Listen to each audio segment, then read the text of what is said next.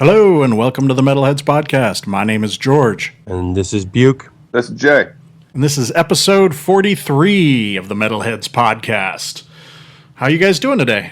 What's going on? I personally am fighting off a head cold. And I think the three of us are fighting our own sickness or illness in our own ways also. Yep, all three of us actually, yeah. The trifecta, yeah. Mine's been dragging on for like 2 weeks, dude, and I've just got the last ends of it, but every once in a while I'm just completely stuffed up, so. And George has been sniffing since I've been talking to him today, so. Yeah, mine just hit a couple days ago, and I blame it on wearing only a hoodie in freezing weather to interview bands. Yep. But we'll get to that a little later. Well, the thing for me is that makes it worse is being a little healthy.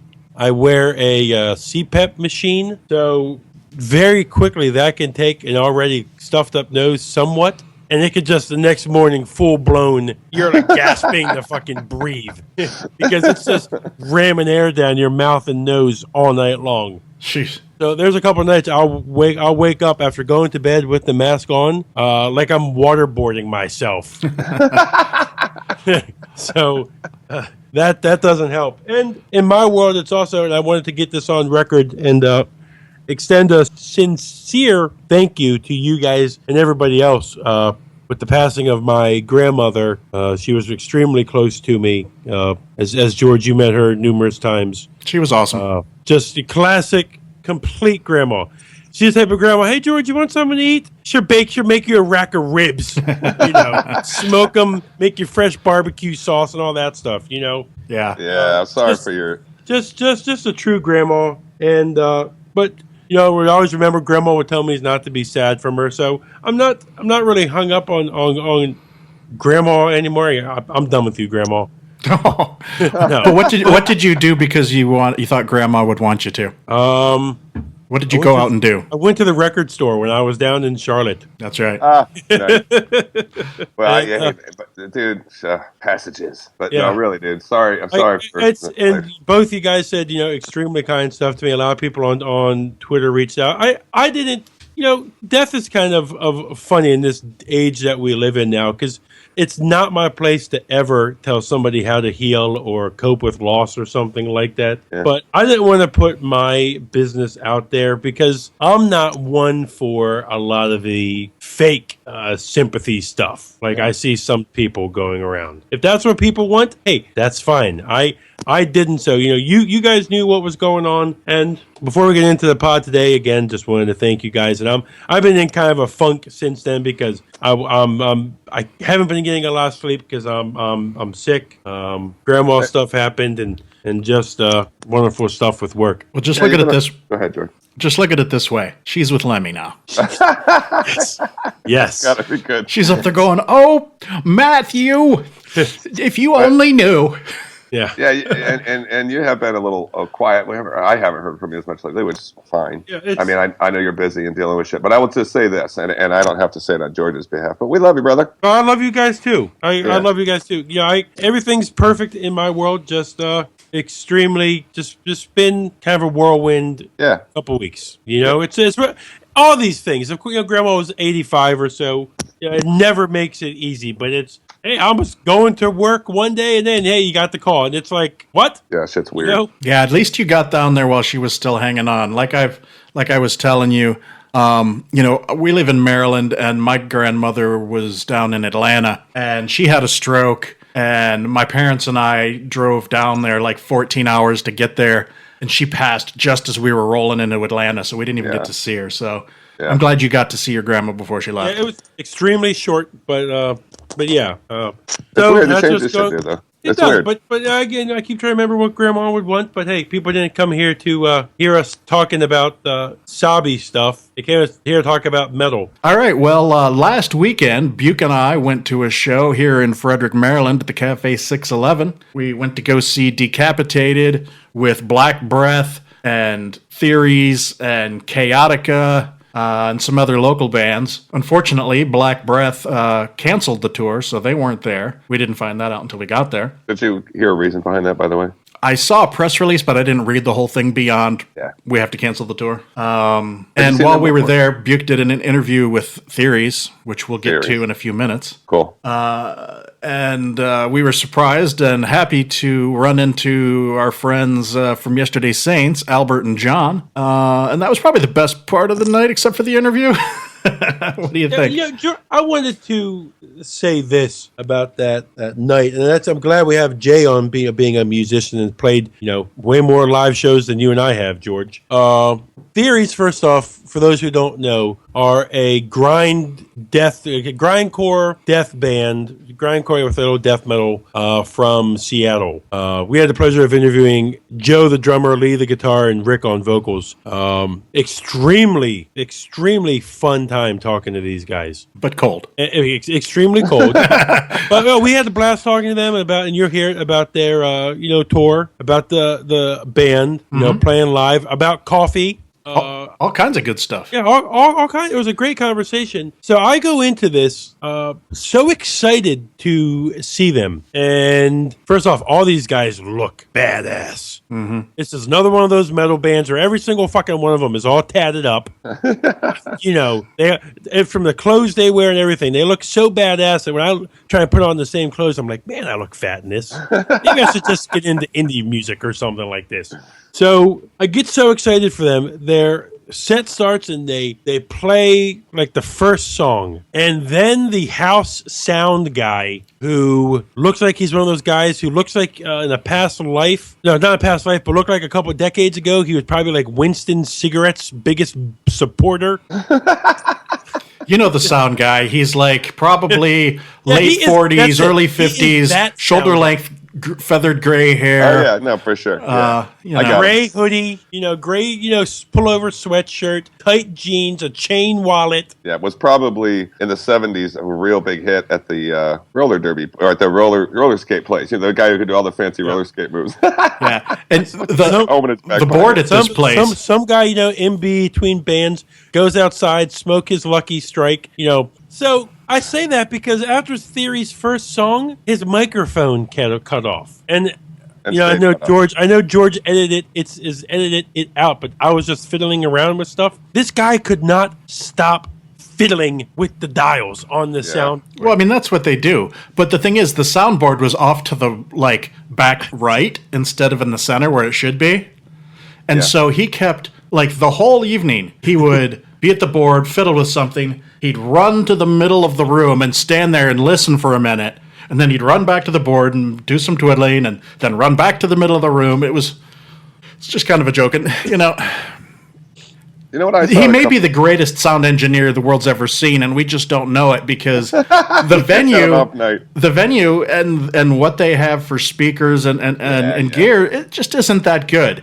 And it's an odd room. It's not like this is the room itself, Jay. The stage is kind of railed off. It's probably 15 by 15, and easily, like the pictures they have hanging on the wall, your disco night or swing night could be taking place there any night over metal night. And it's apparently a restaurant during the day, so I'm assuming that there's tables and stuff that they whisk out of the way in the evening for shows.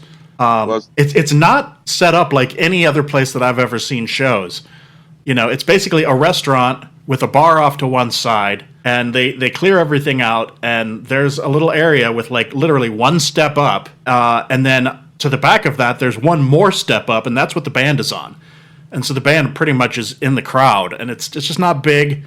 I don't think the room's big enough for the sound that they're throwing at it.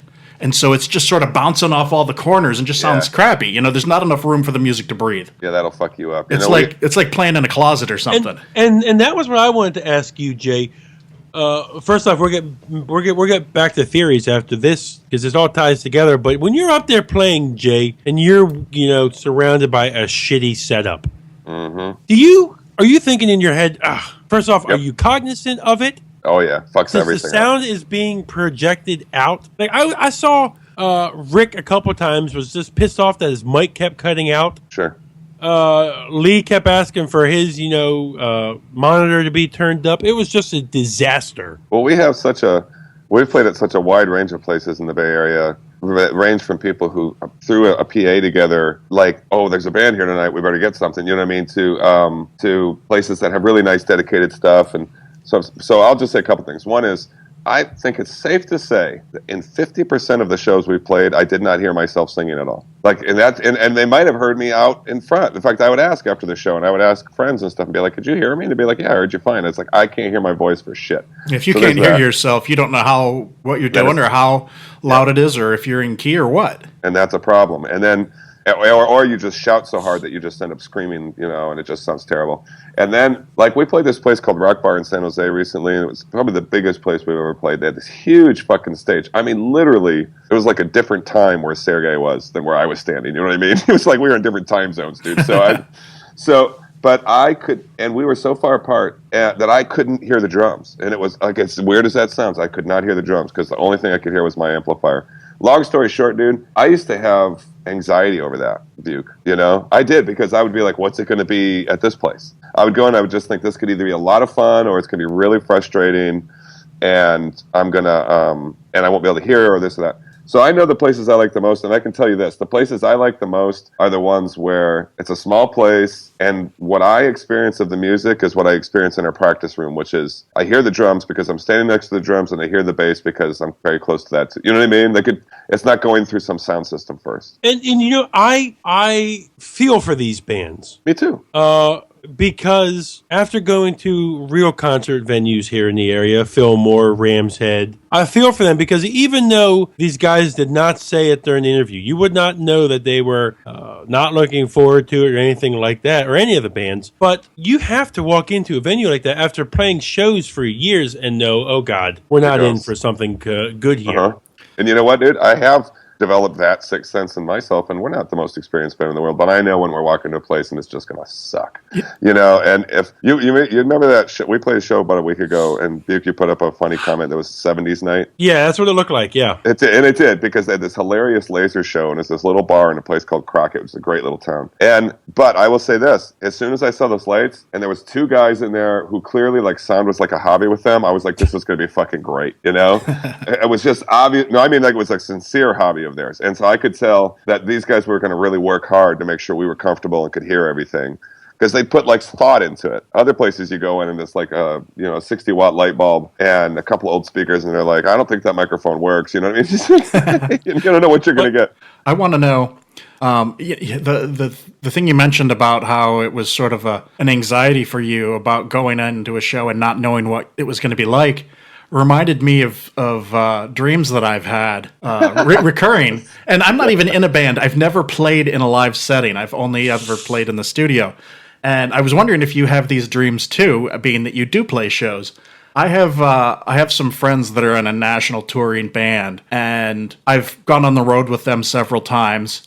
And I have this dream where I'm with them, and they're like, all right, let's go up on stage. Come on, George. And they slap a guitar on me. And I walk out there, and I'm like, but I don't know any of the songs. And I'm standing out there feeling ridiculous. It's like the going to naked to school dream. And I'm like standing there with a guitar in front on a stage with these guys, and I'm letting them all down because I don't know the songs. Do you ever have anything like that? No. But when we started playing, I have no shame in telling you that my stage fright was so fucking crippling that we would play, this would have been a couple years ago, and we would play, and I was so nervous that my hands wouldn't work right. Yeah. And I would play really bad. But it just lessened over time. And then also the other thing was, like, the sound thing. The reason I had anxiety over that was because if you can't hear certain parts of the music, it's hard to play. It's hard to play if you can't hear the drummer or this or that. But we've been through enough of them now, and I don't think there's too many weird surprises that I still get a little butterflies before we go on, but that's it. And the other thing is, we have never fucked up so bad. I probably made a huge practice of it for our first 10 shows, I bet, where I would say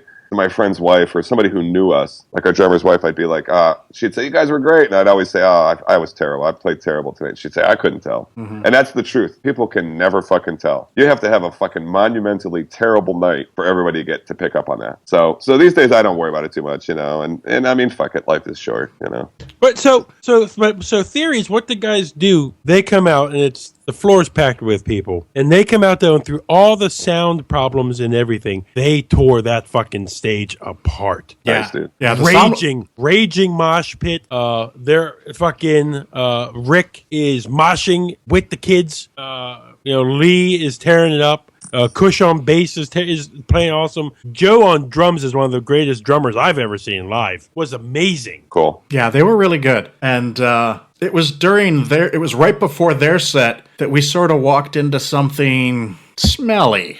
There was somebody there, and Buke and I were talking about this, and this was the worst smelling person I have ever encountered. Well, if they're kind of a grindcore band, you must have had a couple of punks in there, and the punks, they don't like the... Man, it was a younger guy. Yeah, It was kind of hard to... wearing a denim jean jacket. Yeah, and it's like he died in it and came back or something, because, I mean, there's BO smell. Oh, yeah. Which is, it's rank, but kind of, it's not forceful. It's just sort of a, ew. Yeah. This was like an assault on the nose. Yeah. Like it was a sharp stinky. Yeah. This smells so bad. It's like, I have to get out of here. Yeah, there was we kept having to move where we were because the dude would get in the pit and just stir that shit around everybody. And it was just it was so nauseating. And I felt so bad for the bands because he posted up dead center, like a foot from him. Yeah. I've never smelled anything like that. Like Pigpen in the, God. Wow, that's rough, dude.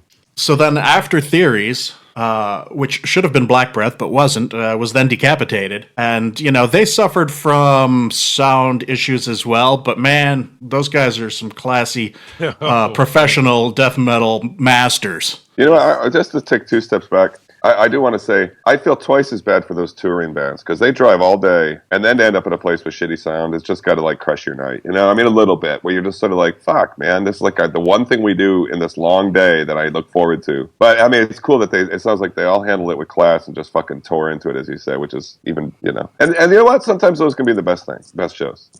And, Buke and I both ended up walking out of there with Theory's album on vinyl, so nice. Can't beat that. Cool. Little spoiler. But yes, Decapitated live is one of those bands, and I love it when it's the harder hitting, death metal bands that don't miss a beat from how they sound on the album. Right on. Cool. We needed to, at the end of the night, we needed to have a battle of the dreads between Decapitated singer and Joe, the drummer for Theories, because they both had these fucking ass-long dreadlocks. Nice. Yeah, amazing. Yeah. To just get them both up there and just fucking whipping that around in a windmill. That would have been pretty badass. But as much as I was looking forward to this show with George made a statement as we were driving away that to go back there again, it's going to be hard to do because even if you like a band, the experience, because again, we are going, if I want to look at a band playing live, I can just pull up a YouTube clip. But the act of hearing it is so piss poor there that it's really hard to go back. And Rivers of Nile is playing with Blackfast. Rivers of Nile is playing with Blackfast at the end of the month. Next weekend. Yeah, next weekend. Dude, I will avoid bands for that reason sometimes. There are bands that I've seen that have consistently had bad sound every time I've seen them in multiple venues, and I'm just like, they got a fucked up sound guy. And I will literally just not go, even if it's somebody I love. I've seen Megadeth probably 4 or 5 times. Once the sound was good. There's something wrong with their sound guy. There's good things and there's bad things about Cafe 611. The big, obvious gorilla in the room is the sound is not good. Yeah. On the flip... But the thing is, George, we've talked about bad sound at Empire and Jack's in the past. Even Jack's had better sound than this place. Exactly. This is not good. This is not bad sound. This is... horrible. This is horrible. But on the other side of things, if it's a band that you really love and you want to stand 2 feet away from them on the same level or even meet them, it's a good place because the place is so small. The bands pretty much hang out at their merch booth. Yeah. And so, that's how I met fucking... Kirk Winstein from Crowbar because he was just hanging out at the merch booth. Dude. Look at me go. Yeah. So that went out of my ass. Yeah. So pretty much everybody from the bands is just wandering around in the room. So, particularly for us, if we're maybe trying to just snag an interview on the fly, it's an opportunity, but it's not really an opportunity to hear the music. which is a shame. Yes. But I mean, I see, like you say, there's a plus there. That is kind of a cool plus. But yeah, man, bad sound will fucking drive you away from a place. And I agree with Vic. You said it perfectly. You can do that shit on YouTube, dude. You don't have to go down there just to hear. You know what I mean? Who fucking wants that? Even if you know every word. Yeah. Yeah, Chaotica played before Theories, and I'm not real familiar with them, but apparently Albert and maybe John as well, they're friends with them. And so I was like, all right, I want to give them a listen, because they're the ones that were in the news because they were in that van accident. And so I was kind of like wanting to, throw a little support their way if I could. And all I heard was this massive rumbling bass and the occasional from the female singer. And I couldn't hear the guitar. I couldn't even hear the drums. What is it about sound guys that, I mean, I've been to shows like this, just and you want to go and just strangle the sound guy and just be like, dude, what the fuck, dude? Yeah. What are you? What are you hearing? I mean, it makes you want to go stand where he's standing, Oh, speaking of, I've been to a couple of shows, just in the last year, where a lot of guys are controlling their shit digitally now. So they'll actually walk around the club with an iPad, and it's got little digital levers on it, and they can adjust shit from there. When I saw Trofest and Corporate Clowny and all those guys, they had that. And I thought that was kind of a slick setup, and so he could literally make on the fly actual changes as he walked around the club. Which, but incidentally, that was a show with really good sound. Nice. But it was also a venue with good sound. So that's called Slims in the city, and they tend to have pretty pro stuff. So we were able to actually rescue some good sound from the night. So why don't we get into our wonderful sounding interview, minus myself doing it. Our interview with Theories. Sweet. Okay, this is Buke and George of the Metalheads podcast. We're standing outside, freezing cold, to interview the guys from Theories. What's going on, gentlemen? Say your names for us. Hey, this is Rick. Hi, I'm Joe. And you guys do what in the band, Rick? I'm the vocalist. Joe, drums. Joe on drums, Rick on vocals. Gentlemen, I was Joe talking to you inside the merch table before we started this. How's the tour band going, guys? It's been a lot of fun so far. I've had a chance to make it all the way out to the East Coast in just about a week and a half, and all the shows so far have been great, if not a bit cold. Now, for those who don't know, you guys are from Seattle. Is the whole band from Seattle? I mean, we've all been living there. Certain members are, from the East Coast, but we've all been in Seattle for quite a while. What is it that brought you guys together? I ask because on the podcast, it seems like a lot of our bands who interview now that Craigslist or the internet has been the great bringer together of some of metal bands that we really enjoy. So what brought all you guys together, and how long you been doing this? I mean, I've known Joe for 10 years now, just from going to shows in the same places. A lot of the other guys have known Joe for a while, so he's kind of been the person that's binding us all together. But we all kind of started playing together because we all work on the same block in Seattle, kind of like a party block, lots of bars, and the coffee roastery I work at is on the same block there. So is it a metal coffee roastery? Metal friendly, but I wouldn't say. Is that why you guys have your own coffee at the table? Yeah. That's okay. I don't know if you know the band Tombs. Mike, the lead singer of Tombs, actually is in the coffee and roasts coffee and has it himself. Okay. So that was the second time I saw that. That was pretty cool. Gentlemen, you guys just released an album on Metal Blade, correct? Yeah, that's right. Regression came out in March of last year. And you guys happy with how it turned out? Yeah, absolutely. I think it was really awesome for our debut, and it seemed to be received really well. So I'm pretty happy with it. Yeah, the thing that struck me right away is the grind sound that you guys have, but then you do throw elements of like a death metal sound in with it, like a death grind. I know here I am throwing out genres. Everybody tries to put on bands and labels and shit like that, but you guys do something that definitely stands out. Working for Metal Blades, under their flag, definitely can't do any better than them in the storied history. Right. Yeah, we're very happy. We were really surprised and excited when we found out they wanted to sign us. Yeah, we in fact had Brian on last year. Yeah, last year, one of our first episodes. And God, and if there's a guy you want running a record label other than Brian Slagle, that's the fucking guy you want. He seems like he's the champion for every band underneath him. Right, yeah. And done a lot for us so far. Joe, I was talking to you inside. You said after this tour, you got some festivals you guys are maybe playing in the summer. You speak on that? Yeah, we're playing. What's the name of the festival in Southwest Canada? Firefest. Oh, shit. We're playing Southwest Terror Fest. Okay. With Pig Destroyer, or are they playing? Grow Folk and Nosebleed and Nails. We're playing. I can't remember the name of the festival in Vancouver with Suffocation and Misery Index, Job for Cowboy. Probably some hockey themed metal thing. Yeah. It's called Sick Ass Hockey Fest. Yeah, Puck you or something like that. Yeah. So those are you guys' immediate future plans? Yeah, and there's like a short 2-week tour that's going to happen in June with a band called Immortal Bird, who are incredible. Modified Ghost is the name of the. Okay. But yeah, Immortal Bird, they're great. Oh, they're one of our favorites last year. They've been doing some pretty awesome stuff. Yeah, the record they did is absolutely incredible. Yeah, absolutely. Do you guys have favorite albums from last year? We just did our year-end podcast a couple weeks ago. I know you guys maybe get asked this question a lot. If nothing comes to mind, you're not gonna say it, but New Cattle Decapitation record. and whoops, sorry, we are just joined by now. Lee, Lee, you are guitar player. the guitar player. That Cattle album, what an amazing growth for an album, isn't it? It is. I mean, they definitely, all the elements that they did on that record, they had on the record before it. Yeah.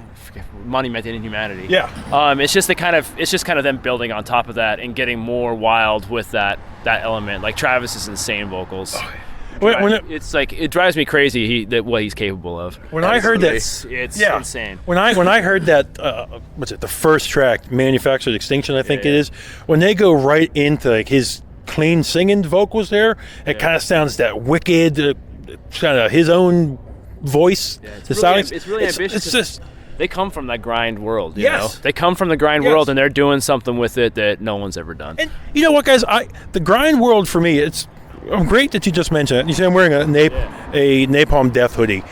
They were always a band for me, and grind for years was really hard for me to get into because I thought that I didn't understand it, and a lot of it just hit you right in the face, really hard, really fast, and I didn't know how to appreciate it. Yeah. And then we saw Napalm last year, was it, George? Yeah, it was a little over a year ago. And that Apex Predator album, man, that's an amazing album. And they're old men. Yes, and they're old guys. Yes, and I was when I gave it a full listen after seeing them live, you're like, man, there's really depth here.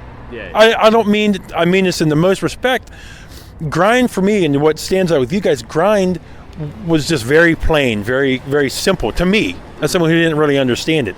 But then when guys like you or what Napalm are doing that adds a little more to it, that's what I like to hear. So you like the Cattle, what was yours? I mean, I'd have to say, the new Behemoth album really kicked my ass. I love that album. And I think it came out last year. It might have been late the year before, but the new Ghost Bath album, Moon Lover, I was really into. Yours? I forget the name of the record, but the new Ahab. Oh. That's the one. The boats, yeah. Yes. They are one of our podcast's favorite bands. Yeah. They're incredible. I've been listening to The Giant like nonstop since it came out. So my man, give me that. Yes. It's nice to have a new one from I him. made my top 10 of the last 15 years, The Giant. Yeah. Dude, that Antarctica, the Polymorphous, that song is like the perfect fucking song. That is just amazing. You just put on headphones and listen to that album, and it blows your mind. It's crazy. Yeah. I thought The Boats was a little disappointing just because I think the Giant to me was so perfect that I thought there's no way that they could top that. I'm saying The Boats wasn't bad, it just wasn't the Giant. Yeah. The vocals are different. It took a little bit of getting used to, but I like it. It kind of has that like Seattle grunge vocal sound, which I guess I have to like, right? Yeah. So, guys, growing up, you guys all look about my age. 24. Okay. Man, I give myself. Man, I'm 33. Boy, I'm feeling good now. Did you guys kind of get thrown into the grunge world growing up, or is that just kind of what us here from the East Coast, Maryland? I'd say, I mean, like, you grew up in New York, so you weren't exposed to much of that. Lee and I were the only two people born and bred in Washington. Where's your flannel? Let me see. Come on. Man, it's at home. I left it at home. So, like when I was growing up, like my favorite bands were the Melvins and like Soundgarden and stuff like that. Like I was definitely immersed in that stuff. It kind of formed the way I listen to music now. Anytime, like me and Rick have this ongoing conversation about why I can't get into black metal, and it's because I got into the Melvins way too early, and so I need big drums and I need big riffs and I need, in order for it to sound heavy. I mean, it's a different aesthetic. It's like something, it trained my ear to like listen to look for those riffs and those big drums and like, you know. I don't get into myself. Yeah. I'm not a black metal guy. Yeah, I mean, I do like some black metal bands, but generally it's like black metal bands like that have that element good to production. it. Like some of some of the Behemoth stuff. I like my shit like recorded on a boombox. That's what I like. That's what we have this discussion on the pod. They have caused so much hatred has been spewed about them, but the band Deaf Heaven. Oh yeah. George, their albums recently have been hailed as, album of the year by multiple outlets. Rolling Stone, gave Sunbather, not that it means shit, but gave Sunbather album of the year. But then George hates it because George says, hey, it's 2015. 2016. Albums don't need to fucking sound like that. Yeah. Shitty, in other words. Shitty. They can be recorded with... Well, the music is recorded fine. It's the fact that the vocals... are fucking indecipherably buried that it really fucking bothers me about it. And the fact that they look like they just walked out of some fancy club in New York. And I can almost appreciate that on some level. Like, I mean, I feel like they're trying to do something. I'm not a big Deaf Heaven fan myself. I don't really like them. But one thing I can give them credit for is that they're not trying to pass themselves off as like some cult black metal band. They're definitely they're self-aware of what they are. That they're kind of hipster post-metal, and so like it's whatever, they can do whatever they want, teach their own. I mean, that's fine with me. I've actually never heard Deaf Haven, but to me, black metal didn't sound like it didn't get the crappy production initially because that's what the bands had to do. The first band to really do that was Darkthrone, and they had a good recording budget. Like their first album was solidly recorded Swedish death metal album, and they intentionally did that. So I think a big part of black metal for me is defying expectations. So I don't fuck what anybody thinks you should do, or conforming to some sort of image or sound. Do what the fuck you want to do, and do exactly what people don't want you to do, and that could be pretty black metal. Look, you guys have Joe in it, man. You guys can't see here on this podcast, but Joe, you got long fucking dreads that are epic. But they're recorded really poorly. That right there. Let's put that on the fucking shirt. Oh, Joe, I gotta ask you, playing this style music as a drummer, do you like this style to play? Because, we mentioned Ahab. When I hear a lot of the funeral doom stuff, I think to myself, oh, as a drummer, they must be bored fucking silly. I have to wonder. I love playing this kind of music. Yes. Okay. It hurts, and I'm getting old, and there's definitely a good amount of shows where halfway through I'm like, fuck, be over. But I kind of can't get away from it. I've tried to dumb it down, and it doesn't work. Yeah. Would you be, now on the flip side, would you be bored if you were in a funeral doom band? I am. Oh, I am in a doom band. It's no. See, for those who, I was trying to lead us into a question. Go ahead and tell other people who you're in. I play in Samothrace. It's not boring because I like the music a lot and I get to hit really hard. Yep. So, I don't know. It's different and it's hard. At Death Fest last year, we saw Skepticism, and what you just said hit home. Fucking, it's hitting you like a Mack truck every time they play. It's slow, it's trotting, but it's fucking pounding. Yeah. And I just always wonder if what you guys think about that, playing that style.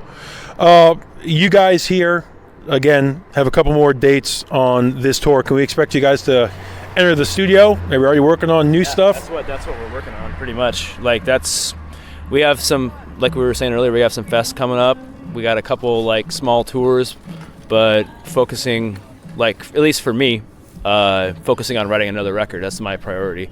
We had this one come out, and you know, I'm really ADD, so when I'm really stoked about how it turned out, and I'm like, oh, that was great.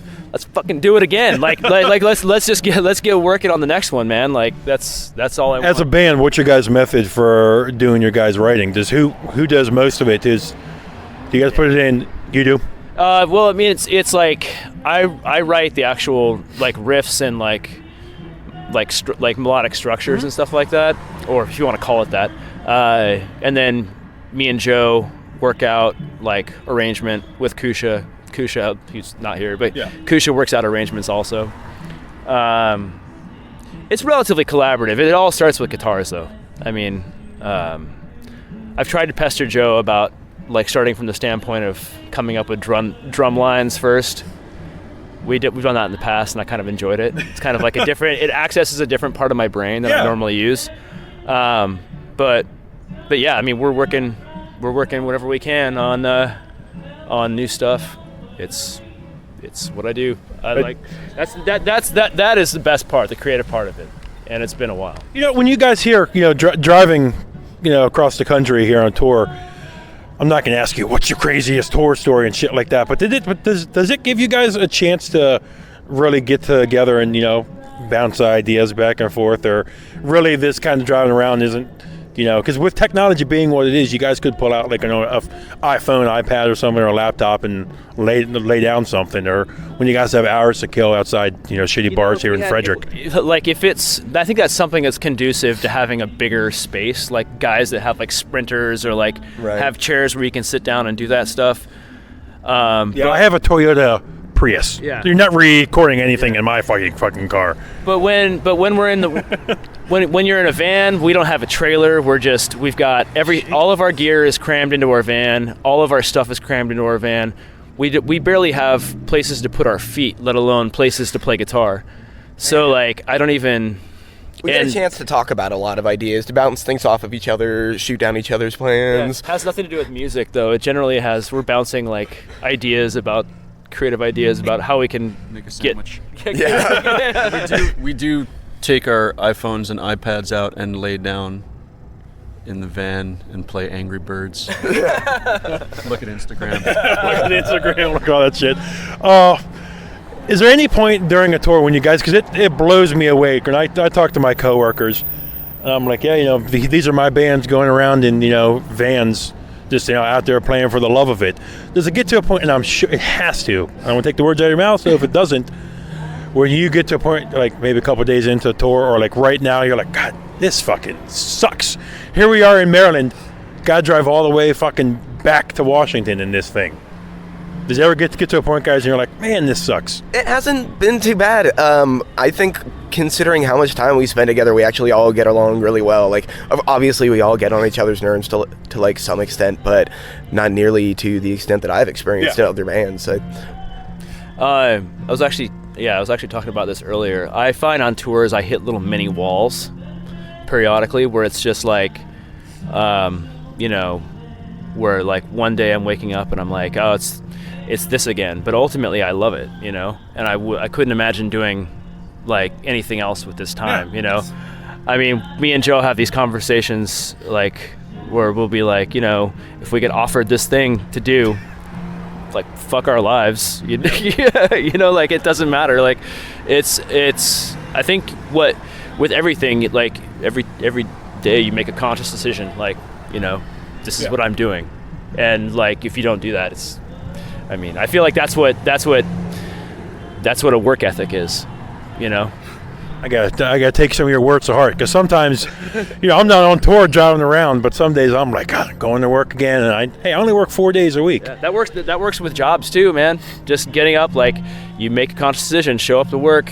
I mean, some days you wake up and it's not as fun as other days, but that's what makes you a worker, Yeah. Except for when you do that with jobs, you don't end up homeless. That's true. We got a van that's a home. Yeah, I mean, I've been touring for a long time, and I honestly, like, even if I didn't like it anymore, which is not true, like I fucking love tour. The only thing I don't like about tour is setting up my drums. But I mean, it takes like 20 minutes, and once I'm done, I'm like, oh, I was such a baby about that. But like I don't know what I'd do if I wasn't touring. I'm sure you guys have met countless people, made countless friends, wonderful connections, seen the country. You guys have been able to see sites that people would go their whole lifetimes never seeing. Oh, yeah. Get to see, a lot of I think that as opposed to like vacationing in a place, it's cool to see like what people actually do and like actually meet locals. Like every once in a while, if we have some extra time, we'll like fuck around and see something touristy, like go to the Alamo or something like that. But when we come to town, we're just kind of living like the basic like town life, and that's a part of every city I don't think most people get to see when they visit. No, definitely not. Even if you're on like the kind of tour where the drives are super long and the load-ins are early, and you don't get to do much besides go to the show, still like the level of responsibility is like nothing compared to being at home. Like if something fucked up happens, like there's nothing you can do till you're back home. So like basically our responsibility is get our gear where it's supposed to be, play for 30 minutes and have a good time, and then get it back off the stage. Like, and hope everything isn't catching on fire back at home. Yeah, I mean, and if it does catch on fire, like then it'll deal with it in a week or two. Like nothing I can do now. Nothing you can do about it right now. As your phone goes off. Right? Everything catches on fire. You don't have to worry about finding storage for some of the stuff that survives. I was just saying, like, as your phone goes off, saying like, saying like, oh shit, it's burned down. You guys made any good? Especially you, Joe. You guys been in past bands as well? Yeah, we've all been in bands like forever. Nothing too notable. I was in Furious Styles for a little bit. Count Time. Nothing really notable. Yeah. I played in a like kind of like a metalcore band called Grieving the Days to Come. I did like a project that was. I have pretty diverse music styles, and I did a project that sounded kind of like Drive Like Jehu. Okay. Or Unwound, Yeah. Stuff like that. Guys, since you guys, just put your first album out on Metal Blade, we see a lot of bands, and how we get introduced to a lot of bands is Bandcamp and stuff, and a lot of bands putting things out by themselves. Before Metal Blade, and you guys, got signed to them, was that something that you guys had even looked into? And are you maybe a little relieved that you don't have to worry about putting it all out by yourself? We had a Bandcamp. We started the band in 2011. Okay. Yeah. Or basically the beginning of. Well, we started the band in 2010, kind of. Okay. Like just a couple dudes, and then we recorded a demo. We had 4 songs that we recorded before the band was full. It was kind of like let's record this and then figure out who else is going to be in it kind of thing. And we had that demo out. We toured on that demo like 5 times or something. Wow. And then we did a split 7-inch with Wake from Calgary. Yep. So I mean, we had some stuff out before, but we kind of did everything backwards. Like the band started because we wanted to tour. So we kind of wrote a set and then toured a lot, and then buckled down to record. How did getting signed come about? We sent some stuff out, and we had a booking agent who did as well. And Metal Blade. Wow. Bit. Wow. I mean, I think they saw that like we were a band that was willing to work. Like we would have put out the album regardless. We recorded it on our own. They ended up putting it out for us, but we were just gonna do it. Like we were gonna tour, we were gonna write, we were gonna record, and if Metal Blade wanted to help us out, that's fucking fantastic. But so more people were gonna hear it, but we were gonna do it regardless. But I think that helped. I think Metal Blade saw a band that were gonna do things anyway, and saw that as an opportunity. Yeah, that is definitely the one thing that I think you still get with labels that I think sometimes with Bandcamp is hard, because you go on Bandcamp every day. It's still a bitch of a page to really navigate to see what's like new, and there's so much stuff just being fucking dumped on it all the time that it's hard to really kind of stand out, I think, sometimes on there. But now with the label and what they do, helping you guys get recognized, definitely helps more than putting it out there by your guys selves, which you were going to do and had done in the past. Gentlemen, one question, and I'll let you guys go. I don't know if you guys have been following the metal world news, aside from all the deaths that we've had. Phil Anselmo kind of put his foot in his mouth with his actions on stage. You guys got any comments on that, or you think that Phil's... Or would you prefer to stay far, far away from that question? Yeah.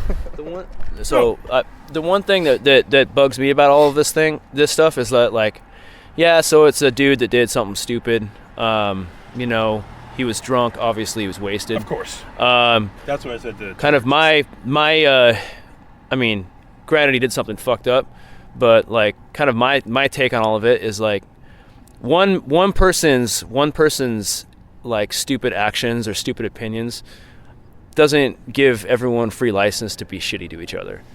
And I see a lot of comments about stuff like people like being like, you know, that's fine if someone has an opinion that he's racist, but then all of a sudden everyone backlashes at that, and then that person's like, all right, well, you're all racist. You're all, yeah. And then it's just like everyone like just talking shit on each other, and I'm like what's worse in the grand scheme of things? One person saying something fucked up, or like you know, and I like Pantera fine, but I was never a huge fan, so I don't have like an opinion. I always kind of thought Phil Anselmo was a little bit of a tool, you know. Yeah. So like, I don't have any opinion on what he said. I do have an opinion about the way the general public and social media tends to handle shit like that. Mm-hmm. So, I mean, I think, yeah, he put his foot in his fucking mouth. Yeah. I think, like, since then he released the apology, which seemed to me to be heartfelt, and it seems like he's being accountable from that. I don't see why people need to deify the artists that make the music they enjoy. Like, I think it's entirely possible to be like, I really enjoy this art. That person is not somebody who I back at all. So I don't know. I don't like the... I'm not going to go, if this was a church, I'm not going to like the guy who burnt it down, but I can listen to the music. Right. I mean, I might like a person who burnt down a church. But yeah, I think that's it. But ultimately, I think the only thing that disappointed me about the backlash is hearing people say that, like, if you're not down with, like, racism, then, like, you're not metal. Or if, like, PC things, or if something's not PC, then you're not metal. And, like, I don't know. Yeah, the whole SJW thing kind of pisses me off. Like, yeah, what I think is fucking metal is standing up for what you believe in and, like, saying fuck you to the people who you hate. And if that means bigots, which, at least for me, I think bigotry has no fucking place in metal, and that's like my view, and I'll say that to anybody's fucking face. And if that makes me like a social justice warrior or like a pussy, so be it. Yeah. I don't give a shit. Well, gentlemen, anything you say in closing? And I'll let you guys go inside, warm up. George, you got anything? Yeah, I was curious about the band name. First of all, who came up with the name Theories, and what's the theory behind Theories? I mean, what's that mean? You know, like, you can't ask that. That's what? Yeah, what's the theory for your question? I'm just curious. Yeah. That was a good one. I don't know. I think Joe came up with the name, but I think it's that we all are kind of interested in weird conspiracy theories and stuff. Or are you on like Matt Pike's level? With like weird. I don't know what Matt Pike's level is. He's out there. I mean, I've got some ideas about socio-political stuff, which I could go on for quite a long time. Did we land on the moon? Did we land on the moon? I don't know that there's a fucking moon, man. It sounds strange, man. Dude, the moon doesn't exist. Yeah. I don't know. Like I imagine like so. I hate naming bands. Like, I hate band names in general. So I think that having a name that was relatively ambiguous and kind of like, you know, it's just a word. Like, band name it a word, let the music determine what that word means to other people. Like, you know, it doesn't really like so one of my favorite band names is, like, I love Today Is the Day, right? Mm-hmm. And Today Is the Day, if you look at it a particular way, you could think that's some posi-core straight edge band that should be written in like collegiate lettering. But their music is depressing as fuck. So it makes me feel like their name is like, today is the day that I fucking kill myself. Yep. You know? So what you do, like, your art determines what how people are going to perceive what your band name is. So ultimately, it doesn't matter what your band name is. So, like, having an ambiguous band name is good for that. I'd agree. And both those things combined, it was the fact that we were into conspiracy theory shit, and the What's fact your guys' that biggest one? Your biggest conspiracy theory? It's different for all of us, so we argue about it, disagree with each other entirely. That's what they're doing in the van. That's what. I'm really ever since first reading about it, I think the most interesting one is the harp, like weather control shit, which is fucking nuts. And yeah, I mean, I don't know, like the Matt Pike thing, like everything's meant to confuse the fuck out of you.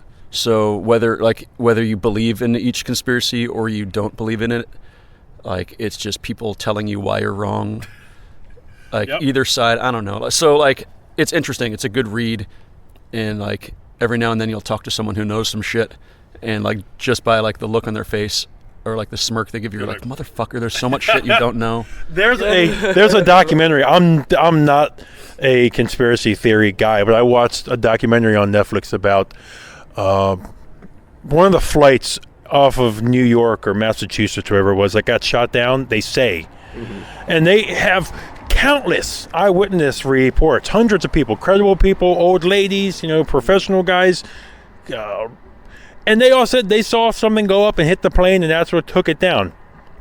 But, the FAA says that, it was a mechanical error. That's a theory that I fucking got behind. So I could see it when there's tons of ones that you out there. So, definitely passing the time, driving back on the road, bouncing shit off. Georgia, anything else? Yeah, I noticed you guys had vinyl on your merch booth. Any of you guys into vinyl? Or is that just something, that you sell because Metal Blade makes vinyl? We had to actually talk him into doing it. Yeah. Really? Yeah, I mean, I grew up buying vinyl. I grew up listening to vinyl because my father and his 45 collection. I don't see... I mean, CDs are nice, and they're easy, and they're good to listen to so you don't fuck your vinyl up, but I don't know. Like, it's not fun framing a CD and putting it on the wall, Yeah. Like, vinyl's just better in every way. Just want to point out to everybody that we are also almost out, and it is on limited edition black vinyl, so get it while it lasts. I'm going to be going inside and grabbing one myself. Me too. George also. Is there... The unspoken thing that I didn't say is that on the podcast we're all big vinyl fans, and so that was like the first thing we zeroed in on when we walked in there. We're like, ooh, vinyl. Yeah. Okay, well, gentlemen, I'll let you guys go. We're looking forward to seeing you guys tonight. Thanks for giving us the time. Absolutely. Thanks for having us. Thank you. That was our interview with the guys from Theories. Wonderful group of guys. If you haven't, again, checked out their album, they released Regression through Metal Blade Records last year. And that is Theories from Seattle, Washington. You can check out their Facebook at facebook.com/theoriesgrind. And also you can check them out at theories.us. Is Black Breath also from Seattle? I thought they were from that area. I ask because it occurs to me quite suddenly that when I saw Goat Horror, it was with Black Breath and Theories supporting. And this was Black Breath is from Seattle. Look at you. There we go. Well, I was lucky guess because I figured that they end up on these tours together. They must be buddies. Jay, what are the lottery numbers for tomorrow? 666, baby. Ooh. All right. One more thing that I want to get into before we do the news. Something that occurred to me while we were talking to the guys in Theories. For a long time now, I've been aware of the fact that a lot of European metal bands are kind of incestuous. Like Hellhammer's in a dozen different bands and things like that. And, I've just sort of come to expect that from European metal bands. But it's not something that I saw a lot of in the U.S., but I think I'm starting to see this more.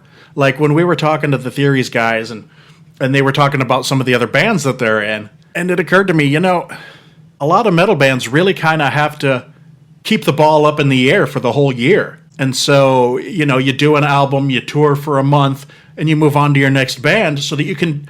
Because obviously, one band can't go and release 3 albums in a year and tour everywhere. And so it's kind of like jobs where you have to bill for your time. And if you're not billing, you're not getting paid. Yep. And so, you're a drummer in this band, but when they're not on the road, you got to be on tour with this band. And if you're not on the road with that band, you have to be on the road with the other band because otherwise you're not eating because you're not, if you want to be a full-time musician, it seems like that's kind of what you got to do. I think that's arguably true with some bands that you might consider pretty big, that we would consider pretty big. I mean, like Lamb of God, they're probably not having to do that, but I think there are bands of stature that would be pretty close to that you'd be surprised that if they just go home and sit after the tour, shit starts getting a little tight, Yeah, I mean, certainly, Lamb of God would be like an A-list band. Yeah, but even them, but they can't not work they can't like take a year off though. You know what I mean? Right, but like B and C-list bands that you've heard of, but aren't necessarily moving a lot of units. Yeah. Just because everybody's downloading it or whatever.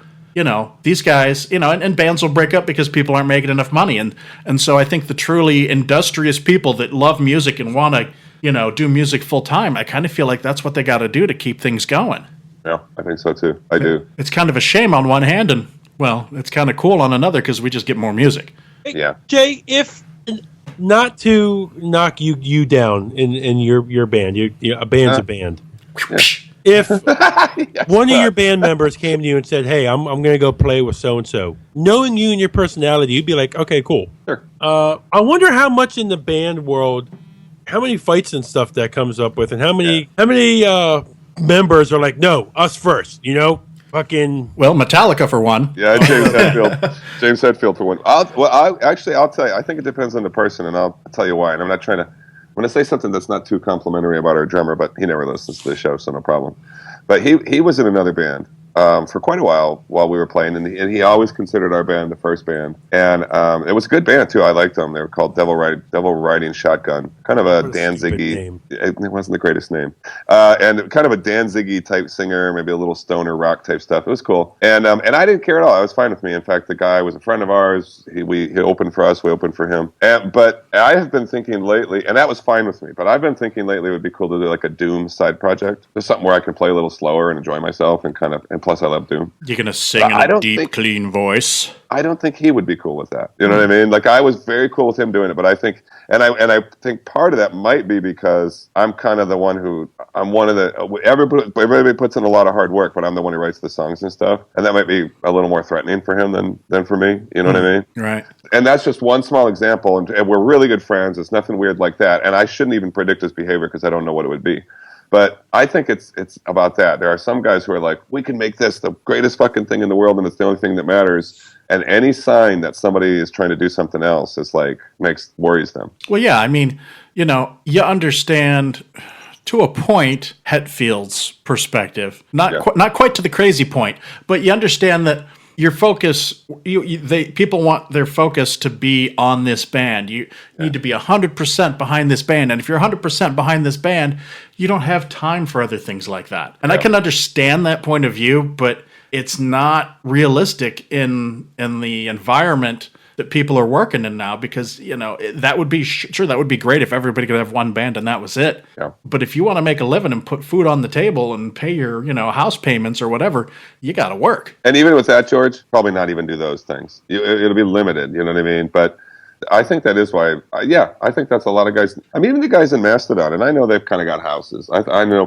I catch little bits and pieces in interviews. They're doing okay, and probably better than okay. But there's been some side projects in that band, and I'm convinced it's because when they're not working, some of them are get a little like, I need a little money coming in. Mm-hmm. I mean, actually, Mastodon's a great example, dude, because again, I know for a fact that like their guitar player has built like a big, beautiful house in Atlanta, so they're doing all right. But that stated, they actually have a webpage it's a Facebook page called Mastodon Yard Sale, and there is always shit. They're constantly selling their old guitars, their old amplifiers, I mean, and they're not doing it because I'm sure they're doing it, for the money, It's not like, ooh, the warehouse is too full. Right. Yeah, and they do everything there from sell old vinyl to autographed posters to T-shirts that they found from 2 tours ago, and then, like I said, like frequently equipment. They're selling equipment. A lot they do that. I see guitars and amps there all the time. No. So and I think that supplements their reasonable income, He buys all their Star Wars figures in the case of Bill Gallagher. Because he's like a big Star Wars fan. And I once heard Buke, I remember I read an interview with Michael Ockerfeldt, and this was probably after Deliverance tour, I'm thinking, or maybe it was the tour that they did with Porcupine Tree. And he was saying when he got home, he spent all the money from the merchandise sales on vinyl.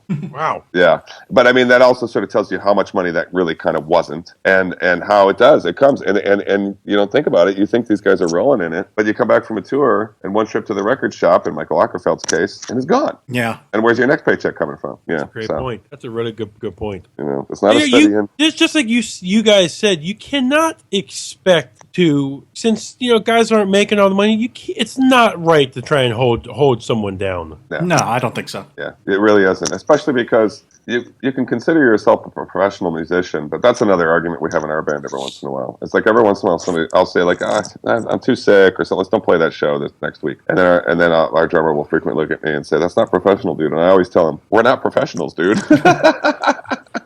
Nobody's paying, Well, should we get into some news? Let's rock this shit, yo.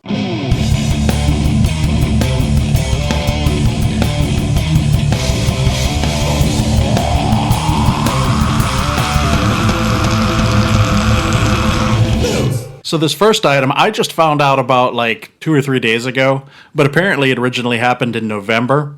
There's this Iranian metal band called Confessor, and they were arrested by the government in Iran. And they were apparently arrested in November and just made bail like a week ago. And it's like, wow, they made bail? That's pretty amazing that they even made bail in Iran.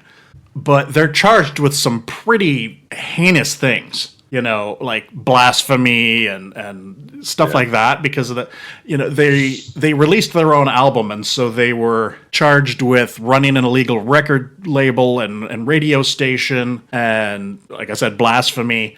And apparently they've lawyered up, and they're facing between 6 months and 6 years in prison for this. But the blasphemy charge holds the death penalty. Yeah, capital crime. And it's not that bad, So these guys could conceivably be put to death for playing heavy metal. So this is kind of a big deal. And I think it was Metal Injection started a hashtag called Free Confessor. And I passed that around a day or two ago myself on Twitter. So, go out and read about this if you can. Post something on hashtag Free Confessor. Show some support for the band. And I guess let's see what happens. And even the hashtag thing or any amount of money, whatever their fate is already sealed. You know what I mean? Like there's no, and I'm not trying to stop people. I'm just saying we can't affect happenings in Iran, unfortunately. But I think that raise awareness is a big thing. I just hope over there that, the clear heads that they have running the countries over there, will prevail. Exactly. Well, my hope is that enough people hear about this that it'll become sort of a come to the international attention that Iran will have to sort of think twice about executing them. I mean, in the Middle East, people get executed all the time. In groups, dude.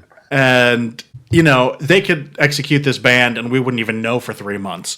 That's right. So, yeah, it is kind of hard for us to do anything, but I think... For all we know, we could be saying, hey, fight for them, free them, and they could be dead already. They could be.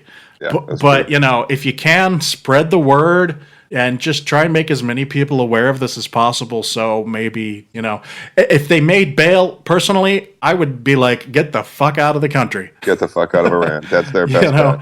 Get out. Come here. Have you heard any of their music? I did. I listened to a little bit. It wasn't half bad.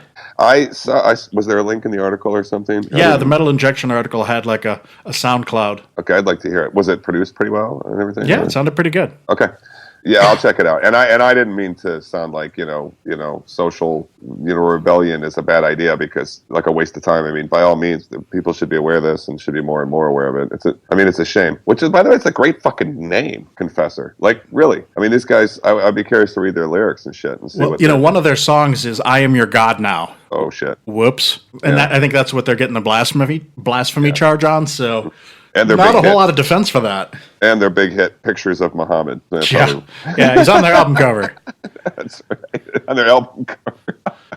What? Yeah. But that not is a really. shame. I mean, it's terrible. That's terrible. Yeah, that's fucked up. And, it's funny because, like I'm sure a lot of people do, you say the word Iran, my sphincter tightens up, my heartbeat races a little bit, and I just kind of snarl a little bit because I'm like, fuck Iran. Yeah. But as soon as you say heavy metal band from Iran, I'm on their team. Yeah. I'm like fighting for them, you know? I mean, It's because now they're brothers. I don't care if they're from Iran. If they're in a heavy metal band, then there's something that I stand for.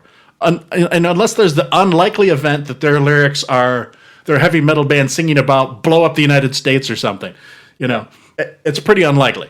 So highly unlikely. Yeah. No, so I'm almost positive that I'm like, all right, I'm behind these guys because, of course, you know. No, I am too. I mean, I saw their picture and they look like they're emulating some of what they've seen come from the West, which means they probably emulate the ideals from the West, which means, I mean, where can these guys even fucking play? You know, I mean, how frustrating must that be? You know, we complain about shitty sound. These fuckers, if they have a show, would have to do it in secret, which is not easy with heavy metal because it's loud. I bet that sound sucks even worse. I bet it does, dude.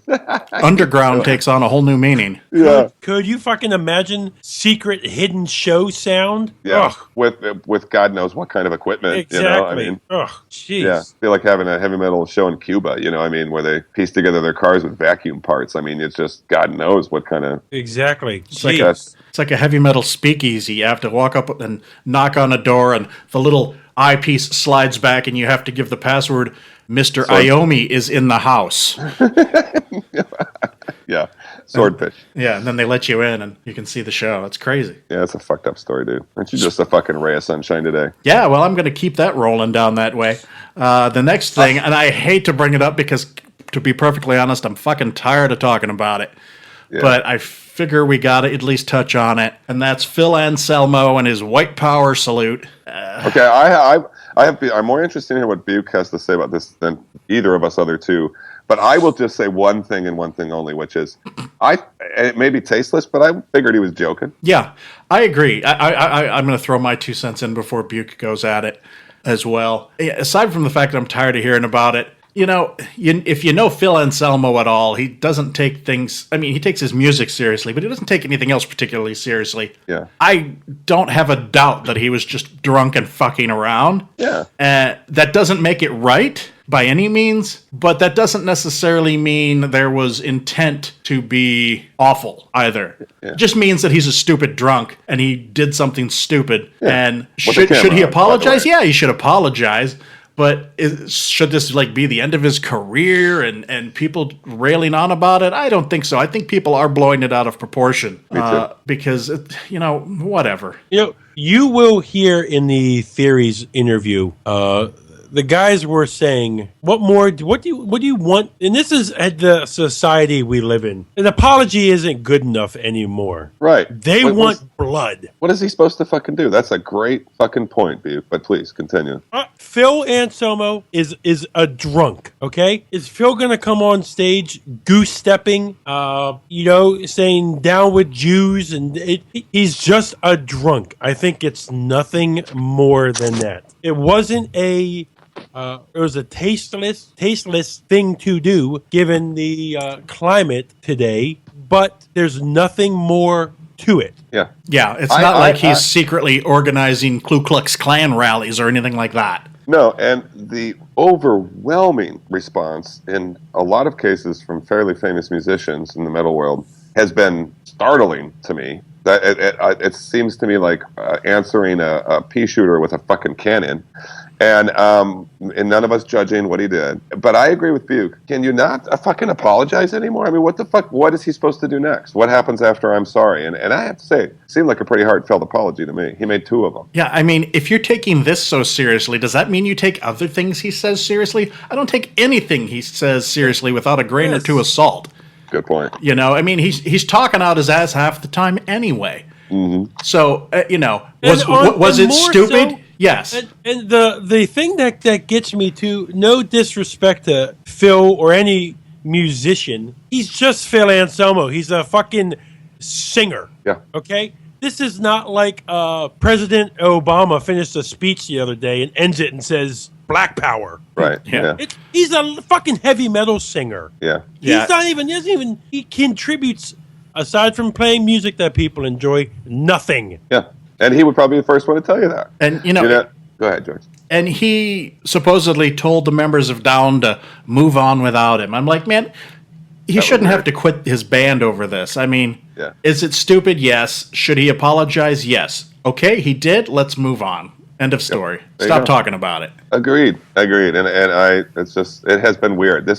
Because when I read that news story, I never imagined that the response would be what it was. And the world is somewhat predictable, but I didn't know that Scotty Ian and fucking, Rob Flynn and all these people were going to, and Zach Wilde, everybody's being asked about it in interviews. I mean, what the fuck? That's bizarre. It's one thing if somebody asks you about it, and you obviously, if whatever metal news agency asks you, what do you think of the Phil Anselmo thing? You have to at least voice disapproval. Otherwise, you're going to get thrown into the same ring that he's in. But for people like Rob Flynn, and Rob Flynn was there. So I can't knock Rob for having an opinion and an extreme opinion at that. But for people that weren't there to come out of the woodwork and damn him on their own, I'm not really into that. I have to say, too, I'm glad we got to see it because to me it seemed like he was just joking. But that stated, this would be a whole different fucking story if there had been no camera present. You know what I mean? You still could have read about it and it would not be reacted to in the same way that it is now. No. It's one of those things that the internet is just fucked up about everything. So I will say this, and reprehensible, sure, a joke, I believe. Phil, from my part, apology accepted, brother. I look at it like this. It's I don't agree with what he did. I don't agree if anybody does that.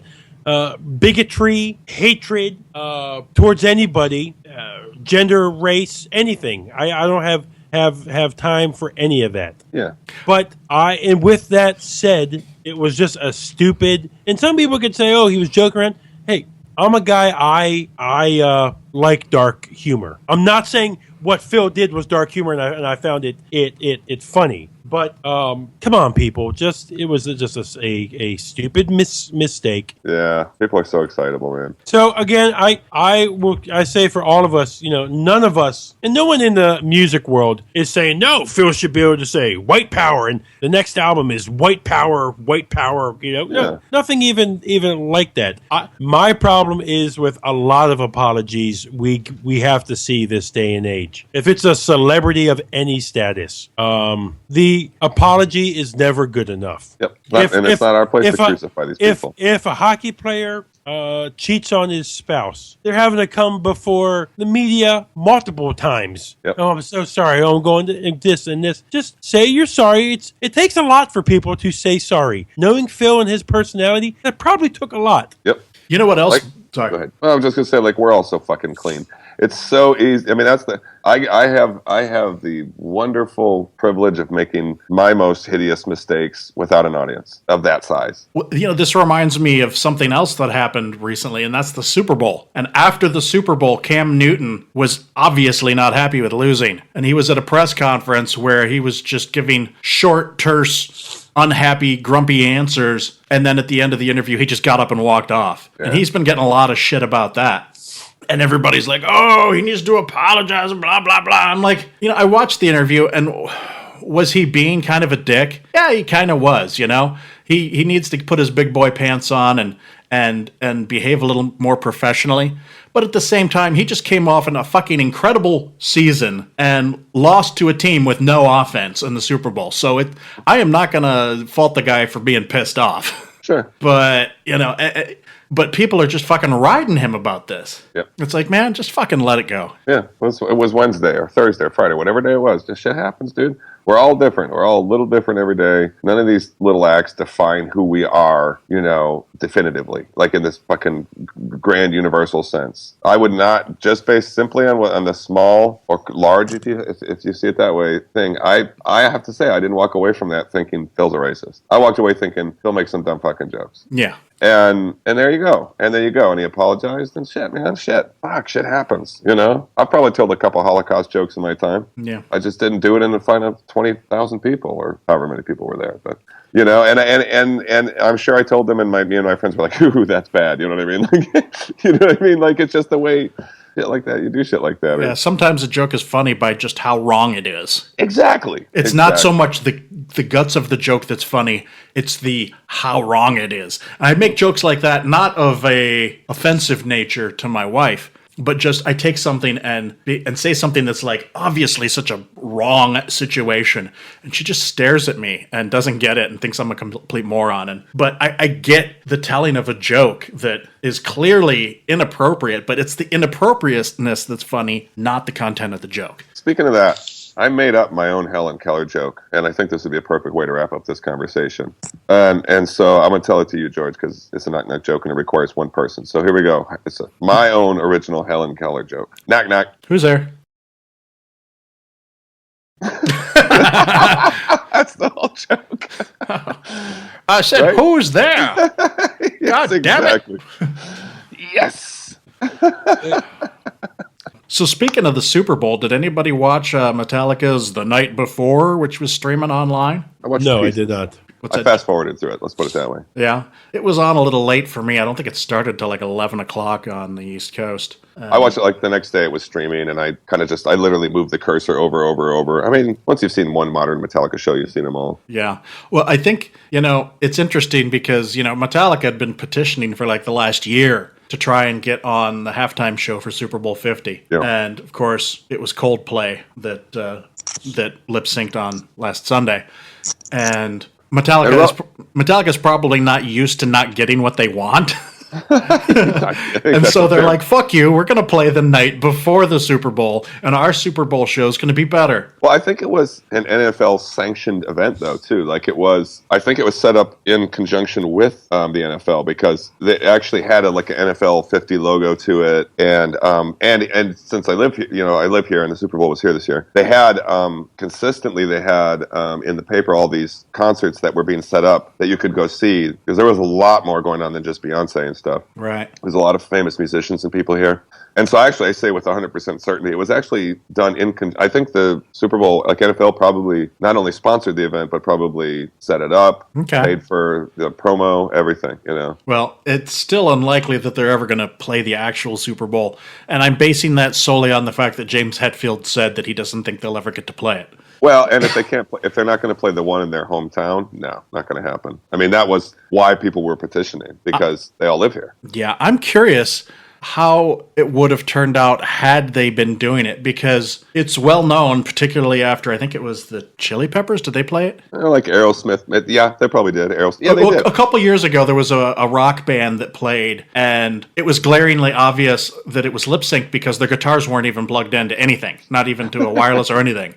And I think it was sort of their fuck you, because they weren't letting them play live, because it's the Super Bowl. You can't play live. You have to lip sync because all the moving parts, it's just not possible. And I want to know, if Metallica did play the Super Bowl, would they lip sync, or would they be like, we're Metallica, we're fucking playing? Mm-hmm. And on the flip side of that, is Metallica never going to play the Super Bowl because they will refuse to unplug? That's highly possible, because they are big enough and popular enough that certainly the NFL haven't blacklisted them, as a metal band. I think they're probably higher up on more football fans' list than Coldplay or Beyonce. Yeah. Yeah. Way higher. I mean, as a band who would much more commonly have their stuff played over the speakers in between plays, to pump up the crowd. Yeah, not that football fans are of a type, but I think there's probably more football fans that are Metallica fans than Beyonce fans. Just saying. Well, you guys go to Caps games. They play Metallica at the Caps games, Buke? Yeah. Occasionally they'll play something. I haven't heard.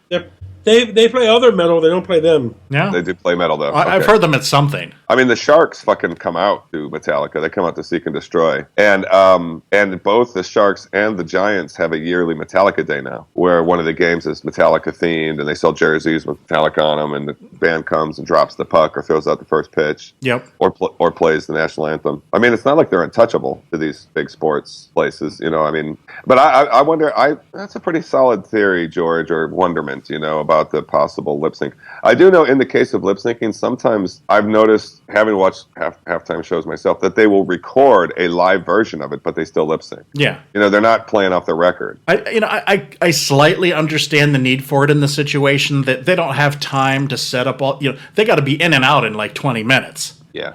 And there's just, that you can't sound check it, you can't do it. So, I kind of understand it. It's still lame because fuck lip syncing. But it doesn't lend itself, I will say this, it doesn't lend itself to choreography and dancers and a big to-do, you know what I mean? Like, And I'm not saying it should, but that might be another reason they're reticent to have a band like that. I mean, I saw Sammy Hagar after a Washington Nationals baseball game. They fucking rolled him out on a fucking portable stage with portable sound, and he was out there in like 10 minutes and fucking tore that place up and sounded amazing. Yeah. However, it did take like 10 minutes to get out there and get set up, and maybe they didn't have time for that. But still, it's possible. But then when you add all the choreography and all the stuff that's going on, it's just a logistical nightmare. I get that. Yeah. But also, it would be weird to have a whole bunch of dancers to Metallica. They also played at least once and maybe a couple of times. They did pre-show concerts in the parking lot at a Raiders game. Yeah, I've heard about that. Yeah. Buke So they're not go still kind ahead. of friends. Go ahead. No, go ahead. So they're not, unfriendly to the NFL, but Who knows? yeah. Who knows? Yeah, that night before the show, I could see the fireworks from my house. Sweet. Because they had fireworks, yeah. Yeah, I just want to say that while the game was going on, they would show shots of like the Golden Gate Bridge and stuff like that, and I told my family, "Look, I can see Jay's house." Because, and we were too, because when we watched, I didn't watch the whole game, but in between they were showing just lovely sort of scenes from around the Bay Area, and we were like, no way, Point Reyes. Some of our favorite places to go are really beautiful places, and they showed them. And I can indeed, I was telling George, see the Golden Gate Bridge from my street. So while I may not have been in that shot, there was still a version of my aura. Yes. Another bit of Metallica news. Apparently, Metallica were featured on the Showtime show Billions. I've only watched the first episode of this show because it's got the dude from Homeland on there. I forget his name, but the red-haired guy that was... Yeah, anyway. But it was a pretty good show, and I'm looking forward to understanding why Metallica would be on this show, because it's like about like Wall Street investors and crime and stuff like that, so I don't know how Metallica fits into that.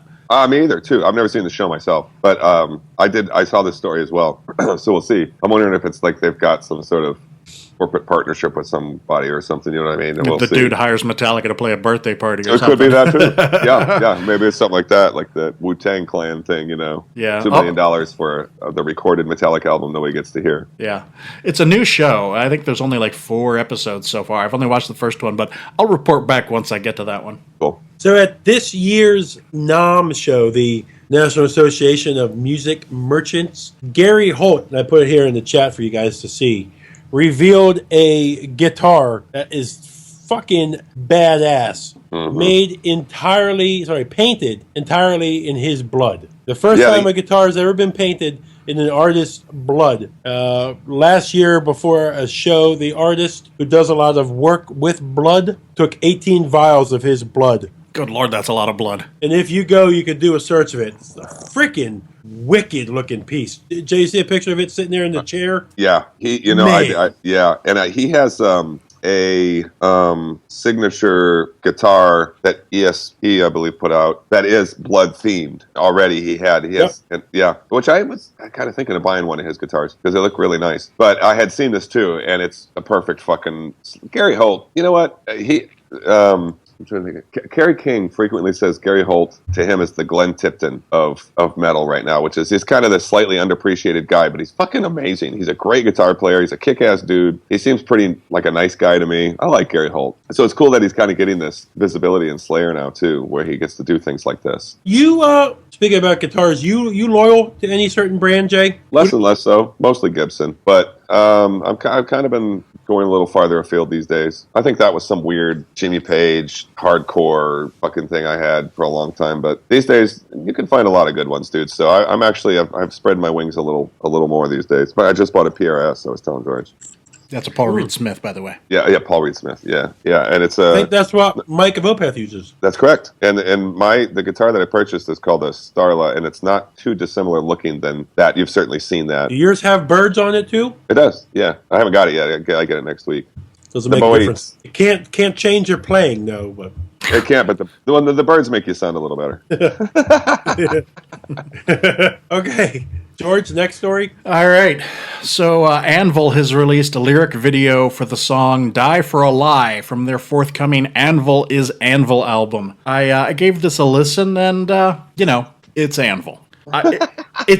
That's not meant to be derogatory. what I mean by that inflection is that Anvil has pretty much been Anvil for 30 years. It's kind of like Manowar. You know what you're going to get. Yeah, And I listen to it, and it's Anvil. yeah, it's not bad. It's not frickin' a masterpiece or anything like that. But if you like Anvil, you ought to like it because it's more of the same. It's it's not bad. If it comes on the radio, I will turn it up and bang my head a little. Well, much more interesting than this, with all due respect to the band, George jumped on the crowdfunding for this very record, and you kind of got some cool stuff in the mail the other day. I did. I backed this album, Anvil is Anvil, and I did two different, I don't know what you'd call it, two different funding options. The first one got me a printed out set list from one of their shows with the Anvil logo at the top, and it was signed by all three band members. But even more cool than that is I got a handwritten lyric sheet for the song Metal on Metal, handwritten by Lips, and also signed by all three band members. And I'm going to frame both of those and put them up here in the podcast studio. Fuck yeah, dude. That is and I presume you'll get a copy of the record too. Yeah, probably. I think that is one of knowing crowdfunded, you got to pay another $10 for that. No, I'm pretty sure it comes with it. It just hasn't come out yet, so I haven't gotten it. But that's neat. That's neat. I mean, so much better than pay $5,000 to meet Dave Mustaine. Yeah, I like cool stuff like that. I don't care so much about. I mean, it's like, okay, if you pay $10 and get the album, okay, well, that's essentially the same as buying it, except you're helping the band out ahead of time. But when you have like more, what do they call those things? Not prizes, but incentives.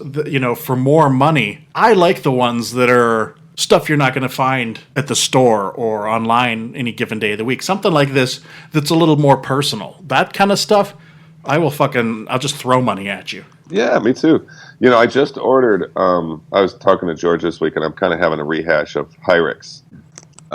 Who's I think an underrated band from the Los Angeles area, early metal blade band. And in any case, and I kind of went to their webpage, which I'd never been to, and for those of you guys who don't know, Hyrix is a band with a black lead singer. His name's Caton DePena, and I do point out that he's black because that was kind of weird in the 80s. It was a little bit, unique.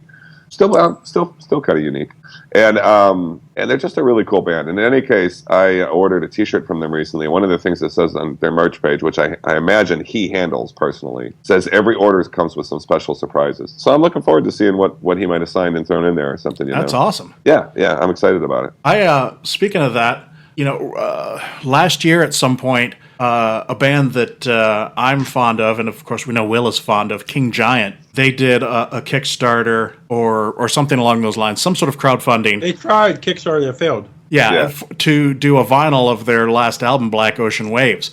And I of course kicked in my money to get the beer-colored vinyl. And as Buke just pointed out, that Kickstarter didn't get funded.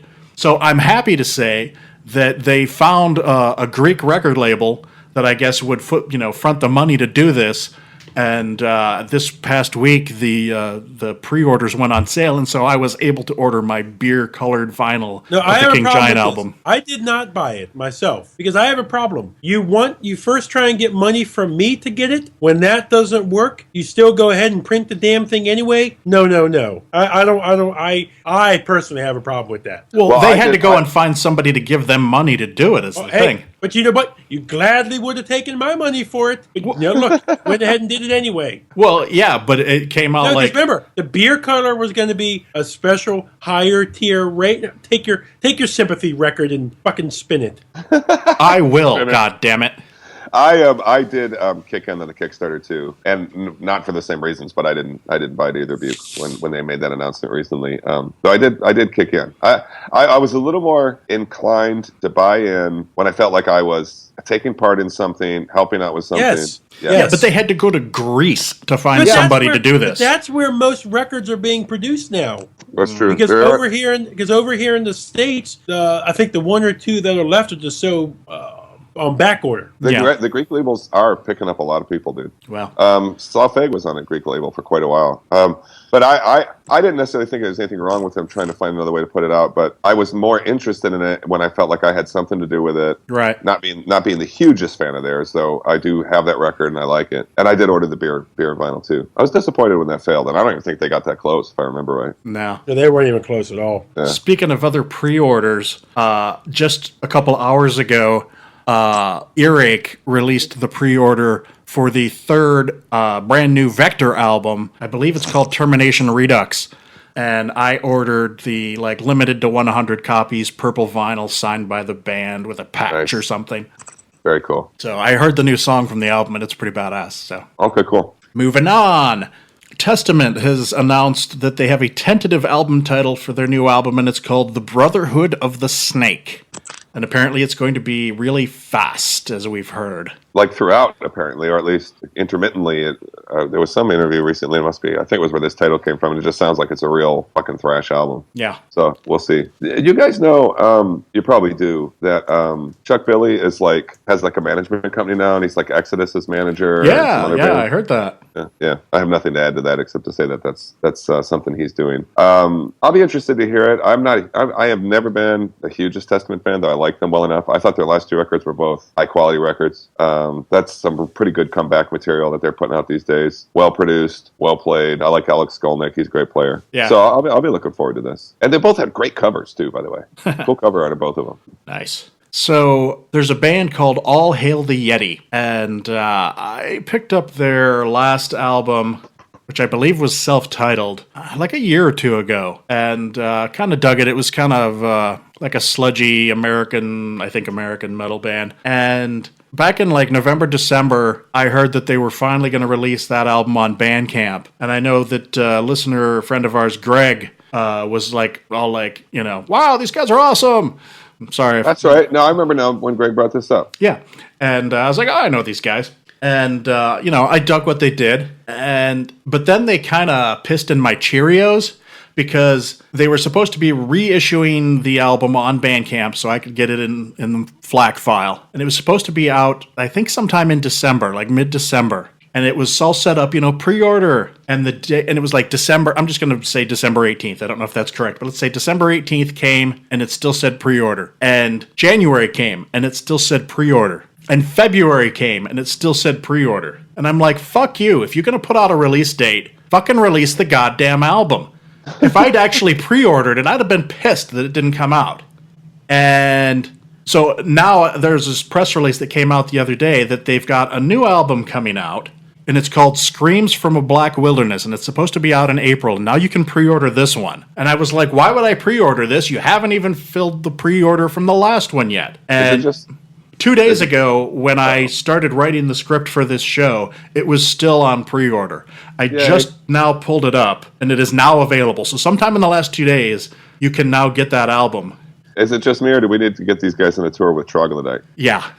So I'm kind of torn right now because I'm excited about the new album, but I'm also kind of fuck you for stringing me along for 3 months. You're mad at them. So I'm announcing their album. That's sort of a plus for them. I don't know. I think they're going to have to really wow me with this album for me to buy it. I'm going to kind of switch gears here just because I just remembered a news story that I wanted to mention, and I know you probably guys have heard about it, but I'm really excited about it, which is rare because there's not much Metallica stuff that comes out that I get excited about.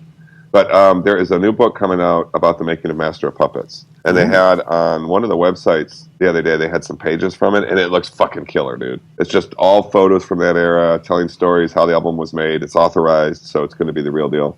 And arguably one of the more important metal albums of the last 30 years. 30 years. So anyway, that's something that could have gone into new releases or news, but I'm going to fucking pre-order that son of a bitch, man. I'm looking forward to it. I'll probably get that too. I mean, shit, this is 30 years for Master of Puppets this year. Yep, there you go, which is probably why they're doing it. It's the same guy who did some book on Jaws, and it was this exhaustive book on the movie Jaws, and it's just a real picture-heavy book, but with plenty of text. Anyway, heads up. Alrighty. So apparently Nurgle from Behemoth is putting the finishing touches on a side project album that's going to be like a blues country folk thing, which has me very curious. Obviously not metal, so who knows? I don't know. Maybe he's been hanging out with Devin Townsend. I don't know. Or David Vincent. Yeah, that's true. Maybe these guys should form a band. Yeah, I saw this too. I just assume that they I was talking to Buke about Behemoth a while back, and there are two things that I can say about Behemoth. One is I like them, I think, as much as the next guy, but also not unlike Buke, I also consider them a strangely somewhat overrated band. As weird as that sounds. It's not weird. I'll say it all day. They're very overrated. I mean, I don't know why people freak out about them like they do. I do think The Satanist is a really addictive record, and I have more than one of their records, and I think they're great. But go ahead. Did you read Confessions of a Heretic? No, I have that book, The Devil's Conquistadors, and I haven't opened that yet because I've been reading other stuff. Did you read it? I read Confessions of a Heretic, and it wasn't laid out in like book form. It was basically one long interview. That's kind of what I think Devil's Conquistadors is too, a little bit. And so it was interesting, but not quite what I was expecting. I do love them. I mean, I have to say, like, I was just listening to The Satanist last week, and I listened to it like 3 times the last week. It's a great record, but yeah, and I don't even know why I threw that out there. I won't be in a race to listen to this. He also owns that barber shop in Warsaw or something like that. And it's not like a metal themed barbershop or anything, which is fine, but it's maybe he's trying to diversify. That's one of these ways these guys who do make an okay living, because they got to have something to fall back on eventually. Not the country music, but the barbershop and the beer. I'm just joking. They probably don't make any money off that beer.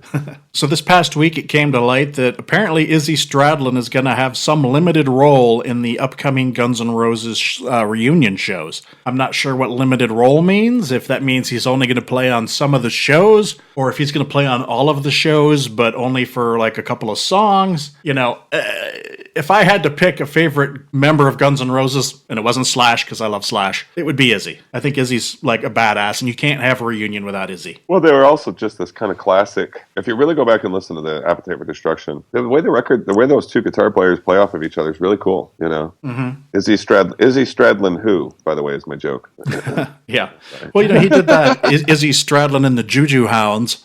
That's right, yeah. I got some of those, like, cassettes or CDs, probably cassettes, still lying around somewhere.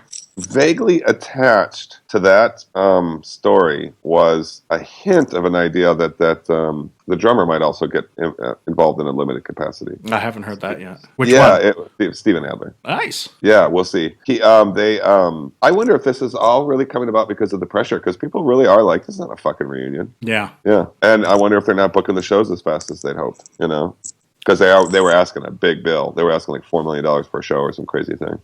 Yeah, it was something like that. I can't remember, but it was in the millions. Wow. So some more big news this week. Last year, Skeleton Witch parted ways with singer Chance for different reasons, probably related to substance abuse. And they've been teasing us with not announcing the name of their new singer, but they've started working on new material. And they're getting ready they just finished work on a new EP. And this past week, they finally announced that the new singer is Adam Clemens from Wolfhammer. Now, I've been wondering, is this going to be somebody, known like Adam, or is it going to be some unknown? And I gotta say, if you're going to replace Chance, Adam from Wolfhammer is a fucking brilliant choice. My only concern is that I hope Adam is still with Wolfhammer, because I really like Wolfhammer. I do too. They made my end of year list a couple years back. Yeah. Their last album, made my list. Crawling something, right? Something into the Black Sun, yeah. Yes. Crawling into Black Sun. Was just a phenomenal album, and I loved it. It was awesome. So I hope this doesn't mean the end, or at least his end, with that band. But at the same time... There hasn't been any announcements to that end or anything, though, has there, obviously? I mean, since you're just... Yeah. No. Sort of like when Eddie left All Shall Perish to be with Suicide Silence, Buke's like, what's up with All Shall Perish? Yeah. And now I'm like, what's up with Wolfhammer? Because when did that last record come out? The Wolfhammer one? 2 years ago. Yeah, 2 years ago. Okay. So I'm really excited to hear what Skeleton Witch is going to sound like with him. That's awesome. I just hope it's not to the detriment of Wolfhammer. Yeah, it's not clear if he was looking for a new job or if I was looking for a side job. But George, you know what, boy, we're really mistaken. Clawing into Black Sun was 2014. Yeah, 2 years ago. Yeah, it just doesn't feel like 2 years ago yet because it's still early. Yeah. Well, we'll see. That also means we'll get to see him, for those of us who are going on the upcoming tour, because they're part of the Abath. Oh yeah. Yeah, Abath. That's a killer. I'd say Abath, Skeleton Witch, High on Fire, and Tribulation. So we'll find out. We'll see what that's like. Yeah. Very cool. Yeah. And the EP will presumably be out by then. Presumably. Yeah, hard to say. You gonna get this last one, Jay? I do.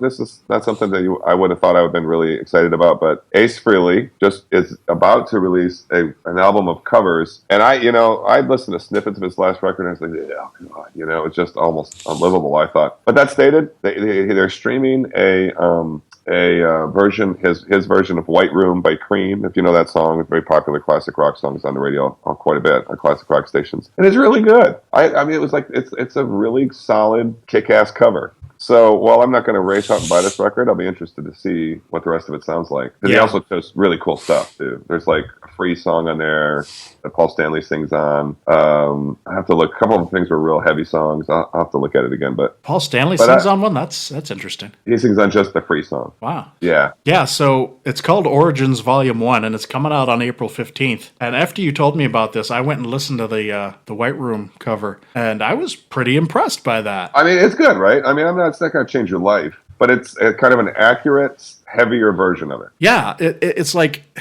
a lot of times you hear a cover version of a song, and it's just not as like full and rich as the original. For example, anything on the last Danzig covers album.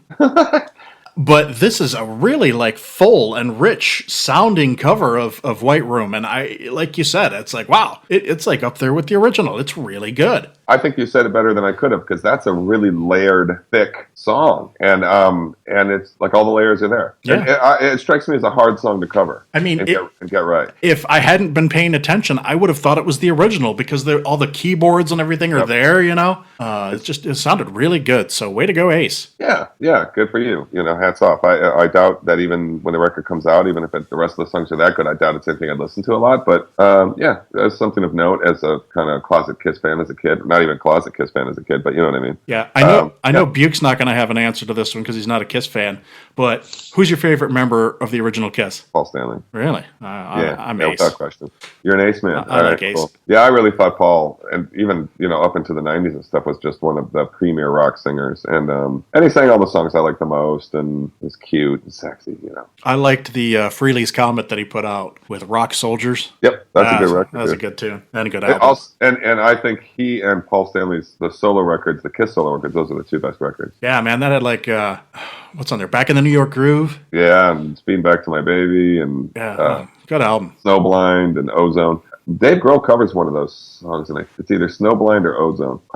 It's like a B-side to a Foo Fighters thing that I heard online sometime. Right on. All right, let's get into some new releases. This week's new releases, here they are.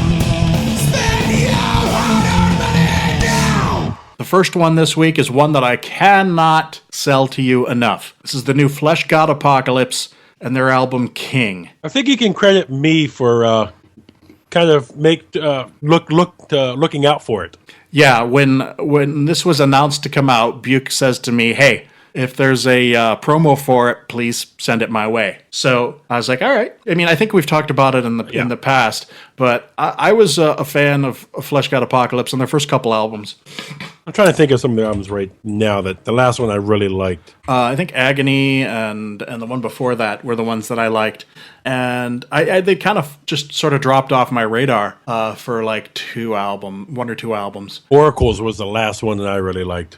And so when Buke said he wanted me to look out for it, when the promo came out from the label, I grabbed it and I sent it off to him, and I decided to give it a listen, and holy shit!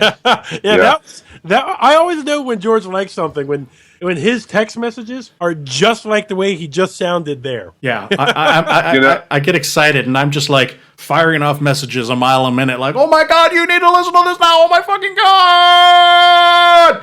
I think it's the 2016 podcast record right now, because I spun it all week long. Oh yeah, I love it. This isn't mine. Mine's coming. Yeah, until the Thross and Blood album comes out, assuming it is released this year. Hint, hint, Joel. Until that time, Flesh God Apocalypse is definitely like fucking nailed down in place in my number one spot, because this album is so amazing. It covers so many areas. Before they were just a technical death metal band, but now they've got orchestral elements. They've got clean vocals that are like power metal.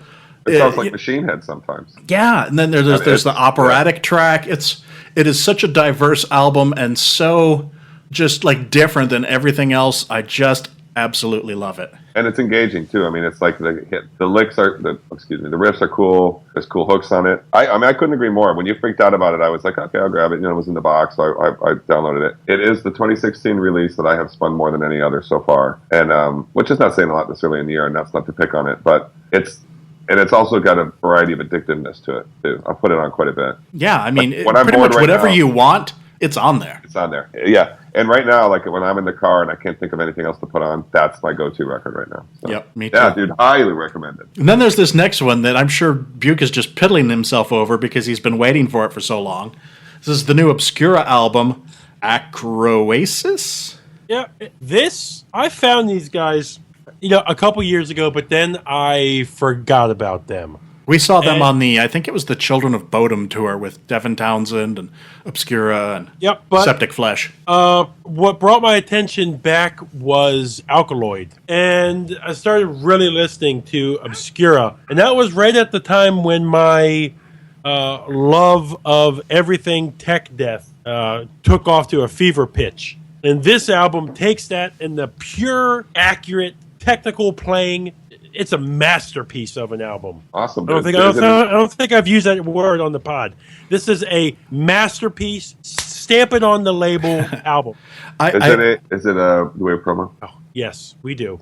There's a promo. Okay. It's George. Say what you always say. It's in the box. It's in the box. Been in the box. Yeah, this is definitely another good album from them. I'm still gonna have to go on record and say I like Alkaloid better, but that's just because it's a different kind of tech death. Yeah. This is still an incredibly awesome tech death album, and I don't want to take anything away from it, even though I just did. I'll start listening today. Amazing. Absolutely. It's playing like when I describe seeing Revocation live. Dave and his playing and the guys from Obscura, I have no clue how to play a damn guitar. But when I sit back and I hear this stuff, I'm just mouth agape. I look like a largemouth bass. I'm just me too, and I blown do know away by this. Yeah, it's like a whole other thing. There's like guitar playing, and then there's like this. I mean, and I haven't heard this record yet, but I know Obscura and I know Alkaloid and just these tech death guys. Yeah, it's some other strange. It's like a guitar engineer or something. I don't know what the fuck. And also, don't forget the vocalist Stefan is in Thulkandra, George. Yes, I'm a big fan of Thulkandra. And they'll be at Deathfest, so yes! Yep. Oh, right on. Yeah, I totally forgot that he was in that. Yeah, Thulkandra is more of like a dissection worship kind of thing, and it's badass. Buke has been mentioning this record for a while, so I'm glad it lived up to your expectations. 100%. Cool. Moving on to one that I'm guessing nobody has listened to is the new Rhapsody of Fire album, Into the Legend. Insert crickets. I think that from now on, you should say Rhapsody, and we should, in union, say Of Fire. I never thought I would get to this point with this band, George. Me neither. I don't even know which one this is. Is this the Fabio one? It must be, because it doesn't say Luca anywhere. Yeah, Luca is not in this because he has Luca Turilli's Rhapsody. Yes. Yeah, so this must be the Fabio one. I don't even know because once the split happened, I stopped caring. Yes, this is the Fabio one. Okay, moving on. This next one is pretty badass. I can attest to that. This is the new album from Seven Sisters of Sleep, and it's Ezekiel's Hags. I got into these guys last year. I found them on the Bandcamp page for that local label that Noisem is on. It's like A389 or something like that. And so I picked up one of their previous albums, and it was cool. It's sludge. It's heavy. This new album, though, is pretty fucking awesome. In fact, DC Heavy Metal Chris even mentioned it as his current album of the year. So you should definitely check this out. It is pretty awesome. I would call it sludge with a slightly more post-metal hardcore vocal to it, like Think ISIS or something like that. Or maybe a little bit of Pig Destroyer type vocal in it. Yeah, that's the one thing that I'm not as thrilled about on this, but from this band, is the fact that his vocals are obviously affected. It's not death metal vocals that you can just go. Yeah, I agree. He's yelling with some sort of like filter on there, and I hate it when people do that. But the fact is, it's still, despite that, it's still a really good album. So, I'd like to see them move away from that. But I am totally on board with you about that. The one thing that sort of detracted from me on this is the vocals. I've listened to it a couple times, and it came into my view in a really weird way, and it was some band, I think a band I like, featured it on their Facebook page. And I was like, okay, I'll go check that out, because I didn't have their first record like you did. They're on Relapse, so it's probably somebody else on Relapse. But in any case, all that stated, I recommend it as well. I mean, I don't like to not recommend a band based on their vocals, because some people might find certain things more palatable than me. I thought it was this particular vocal in mix with their style is a little funny for me, but I'm going to keep spinning it because I like it enough to try to buy into it. And I've had success in the past with records like that where I'll be like, fuck it, I'll just keep going until this makes sense to me. Yeah, the music is just really great, interesting. It's heavy and it's sludgy, but there's some fucking grind in there too, dude. I mean, it's all over the place. And there's just like these like shifting patterns of like, there's like, you know, the more you listen, the more you hear kind of thing. And it's like, I can see why this would be an album of the year. Exactly. It's not like the Flesh God record, but it's kind of in its way all over the map too. They kind of, they suddenly they'll just take off like a rocket. Yeah. It's cool. People should be checking these guys out without question. Yeah. You know, our small caveats are small caveats. Next up is the band Eight Bells and their new album Landless. I got behind this one when I found out that their new drummer on this album is Ray from Immortal Bird and Throssenblot. Oh. And the album does not disappoint. It is fucking cool. News to me. Okay. I'm at a loss to how to describe it. So just go give it a listen. It's up on Bandcamp. Check it out. I'm sure you'll like it. Unless you don't.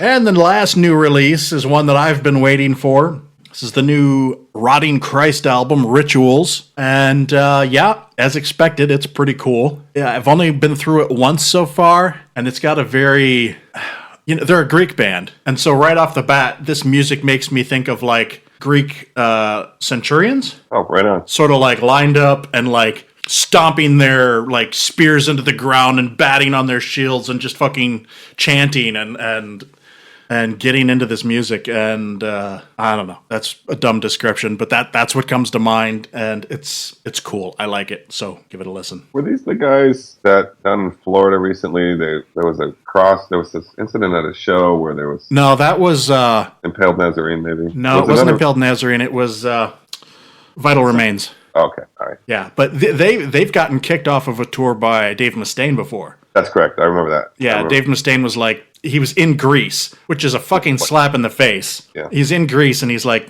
kick them off the bill. Yeah, he wouldn't do that. I remember that well. Okay, let's do our top three. What's your top three? What's your top three? What's your three this week? I was, George asked me the other day, hey, Buke, you got a top three for this week? And I was deep in a very busy incident at work, so I couldn't get back to him. But then Jay, I believe, jumped in with top three side projects. Hell yeah. And we all, I think, interpreted it a little differently. And so you know, it'll be interesting to see what we come up with. And when you first suggested it, I was like, oh yeah, that'll be cool. That'll be easy. Not. I had a hard time too. As soon as I started thinking about it, I was like, shit. Well, usually my suggestions, as probably is the same with all of us, I have one in mind, like one of my answers. And I'm like, we should totally do that. And then you're fucked because you're like, well, that's the only one there is. Yeah. But I can think of, which is not true. But yeah, when you mentioned it, I had one that popped into my mind right away. And I was like, oh, that'd be cool. And then that didn't even make my list. Yeah. Oh, cool. Well, then you had some success then. Yeah, I had to literally like go through my music collection like on my computer and just go from band to band and go original band, side project, original band. Yes. And while this is not, I could probably give you a completely different list next week. This is my list for this week. Well, let's roll right into it. I did have a hard time with this, and I have the feeling you guys will probably both say some things that I'll be like, fuck. But my first one is Hammers of Misfortune, and their album in particular called The Bastard. I knew you were going to do them. Did you really? Right on. It's a great record. It's a great record. There's a little bit of everything on this record. It's a concept record, and it involves two guys who at the time were both in Slav Fag, when this record was made. And then one of them branched off and just kept Hammers of Misfortune going, and the other one eventually dropped out. So if you're a Slough Fig fan, definitely I recommend this because John, the singer from, or not John, Mike, the singer from Slough Fig, sings on this and plays on this. And it's a very Slough Fig-y type record, but it's kind of a Man-O-War-y record in places. Some places it's a little thrashy. Anyway, Hammers, go ahead. No, finish. That was it. Hammers of Misfortune, The Bastard. Not real easy to find either, by the way. So you're gonna have probably on iTunes, but it's not that easy to find. Yeah, I got to go back and listen to them again. And I got to go back and listen to Slough Feg again as well, because I remember I got a promo for Atavism. I'm not sure how you say it. That's a good one. And I remember really digging that. And then I never pursued that anymore. So I got to go back and check them out again. That is probably one of my favorite records by them, that one, ironically, that you just mentioned. And also, when I used to work at a library in San Francisco State University, and Mike, who is the main writer and basically the main guy in Slough Feg, used to come in there because he was pursuing a philosophy degree. And it was right when Atavism came out, too. And I just know it was all his philosophy stuff if you read the lyrics. So. Yeah. Dick, what's your number 3? There's a time we just talked about a power metal band in new releases, and me being the podcast resident power metal guy here, there's a side project that released 2 albums by John Schaefer of Iced Earth. Almost made my list, brother. Me too. Really? Well, what depends close. on which one you go with. Well, John Schaefer and Hansi, Yep. the lead singer of Blind Guardian. They did a side project called Demons and Wizards. Yep. Their second one to me was a disappointment, but their first album, Demons and Wizards, I loved.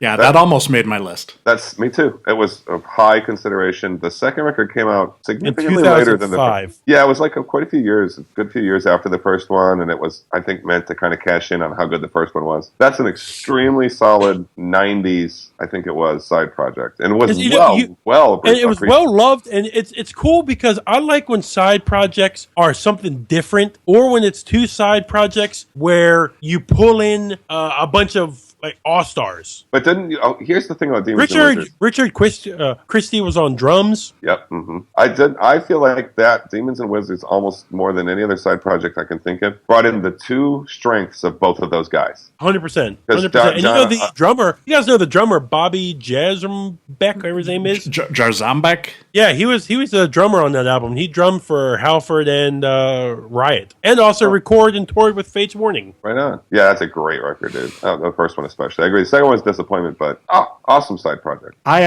had a honorable mention because this side project is also a cover band, so I couldn't justify putting it in my top 3, but I wanted to mention it, and that's Maiden United. Great choice. I actually forget which band he's from, but it's a cover band put together by some people from different bands, and they play acoustic versions of Iron Maiden songs, and it's just beautiful. It really is. But my number 3, Twilight of the Gods. Oh, featuring great choice. Featuring Alan from Primordial. This is where we're going to start doing that thing where we're like, what the fuck?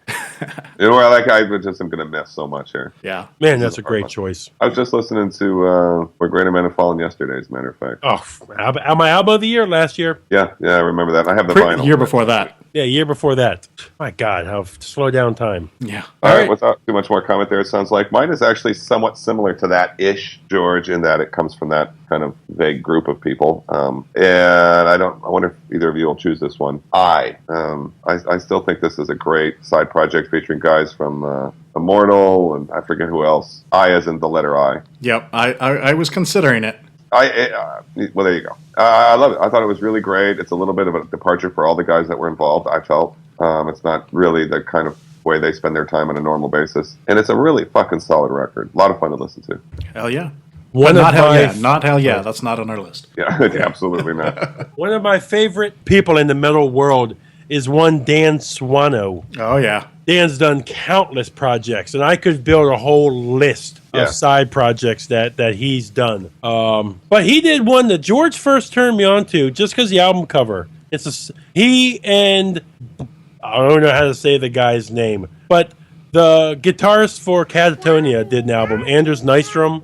Yes. They hooked up together and did a band called Diabolical Masquerade. And Good choice. They released a couple albums, but their Nightwork album was one of the first albums I got from George. You could literally populate your list with Dan Swano. I don't even, you know what I mean? Dan Swano is like his whole life as a side project, that guy. Yeah, pretty much. But this was one of the first albums that George got me, and it got me. I was attracted to it when I first was browsing CDs at his house because it's the Bone Church. Yeah, such a good album on the And Nightwork. the Nightwork album, it's a great killer album. Like the Rider on the Bones. Yep. Oh man, I love this album. I have to go listen to it when I'm done. No complaints here. Yeah. Perfect. My number 2, Valenfire. They were on my list too, and they were taken off. Yeah, Gregor McIntosh from That's Paradise tough. Lost. His side band. Fucking brilliant. Killer. They ever toured here, George? Probably. Oh no, they were on that. Weren't they on Summer Slaughter? They were on something, and I really wanted to see them, but for whatever reason couldn't make it. Yeah, that's a great. Any album, George? Did you say one? I didn't specify an album, but I would have to go with A Fragile King. Yeah, I was gonna say because you and I talked. When I found them, and I found them middle of last year. I don't know how I missed them, but you said you did like the first one better than the second. Yeah, that's the one that's about his father. Okay, Jay, number 1, side project. And keep in mind that I kind of considered side projects similar to solo record, and so even though these records were made while this person was out of his main band, which was Iron Maiden, Bruce Dickinson's Accident of Birth and Chemical Wedding are 2 of the best metal records that were made in the 90s, without question. And I would call them side projects since they don't involve Maiden in any... Well, that's not true. Adrian Smith is on Chemical Wedding, but Yeah. it's just 2 of my favorite fucking metal records, period. I knew you were going to do that one, too. I couldn't resist. And they really are. They're that great. I think that they have been on somehow 1 or 2 of those records has managed to work into any number of lists we've done here because I just like them so much. So Yeah, I wasn't sure whether to go with something like that or not, but yeah, I knew you were going to. I mean, I didn't know, but I expected you might. it was the thing that first. It was the first title that came to my mind. Yeah. So when we were talking about this, Buke, what's your number 1, sir? Yeah, people would think, oh, Buke's probably going to go with the Pantera, Phil Anselmo's side project, Down or Superjoint. Which not today. If you've been listening to the pod, you know long enough that I'm a huge fan of this band. And Bloodbath is my favorite. That was the one I was going to say. That was the one I was thinking too. I was like, you have to do Bloodbath. But dude, going back I to was Dan gonna say, Spano here. for some reason, because we were so vague about the rules of this, I was going to say if he somehow does not put that on his list, because like either A, forgot or doesn't consider it a side. Yeah, okay. Well, good. Well, then you were. It's still the greatest find I ever found at George's, and he turned me on to it. They have been the band that one of them that I've listened to the most. The other band that I expected to see on your list and didn't was Avantasia. See, but the thing is, though, that could be like 75 different side projects for people. Yeah. I love Avantasia. Man, I love that. All right. Well, I'm going to give us our first overlap. So that means this one, my number 1, has been spoken by someone else. What is it? What is it? What is it? Is it Buke? Is it Jay? Who is it? Who has my number 1? I think it might be the Bruce Dickinson stuff. No, it won't be the Bruce Dickinson stuff. What is it, Buke? I haven't heard. George has talked a little bit, but not enough to be That's number probably 1. Bloodbath then. Diabolical Masquerade. Get out of here. Yep, that's my number 1. I fucking love Blackheim, a.k.a. Anders. Nightwork, like you were saying, is just a phenomenal album. Phantom Lodge. Pretty much, what the hell's the name of the other one? Raven Dusk in My Heart. Yeah, and Design. Yeah, Raven Dusk in My Heart. And okay, Death's Design was a soundtrack, but so that was kind of like lame. But the other 3 albums are just fucking amazing black metal. Yes, Buke, black metal albums. And just the sound and the production, that to me is like 90s black metal. That's what it should sound like. If you're going to copy a black metal sound, copy the sound from these albums. Awesome. You got yourself a blueprint. Yeah, I cannot believe it. This is what we share. This is crazy. Yeah, I was, believe me, it was almost impossible for me to keep a straight face when you said Diabolical Masquerade. I was beside myself. There was, I remember those magical discovery moments, hearing all these albums through the years. The first time I put on Nightwork, it just instant click. Oh, yeah. It was just kind of different and awesome and well produced. So good. I'm glad it was on your list.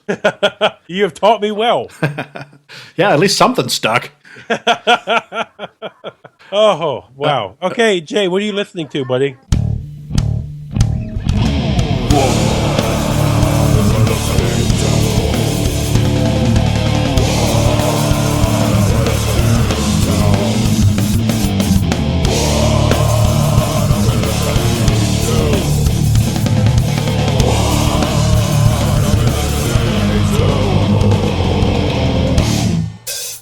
pretty short list for me this week. With the number one thing on my list right now is Flesh God Apocalypse. I'm listening to that a lot. I spent the last week listening to a lot of old records, so I've just kind of been putting some Creator and some Slayer. And then, even though I had kind of forgot about it completely for about 3 days, I put the Abath record back in the other day, and that's been rolling with me. So really, I'm going to kind of rely on George's list to kind of bring me up to some speed on some things. So, Oh yeah. but with that, what do you got rolling around? And I've been watching your posts lately, Buke, and you've been getting a little proggy in a nice kind of way. I have. Sucking up to John.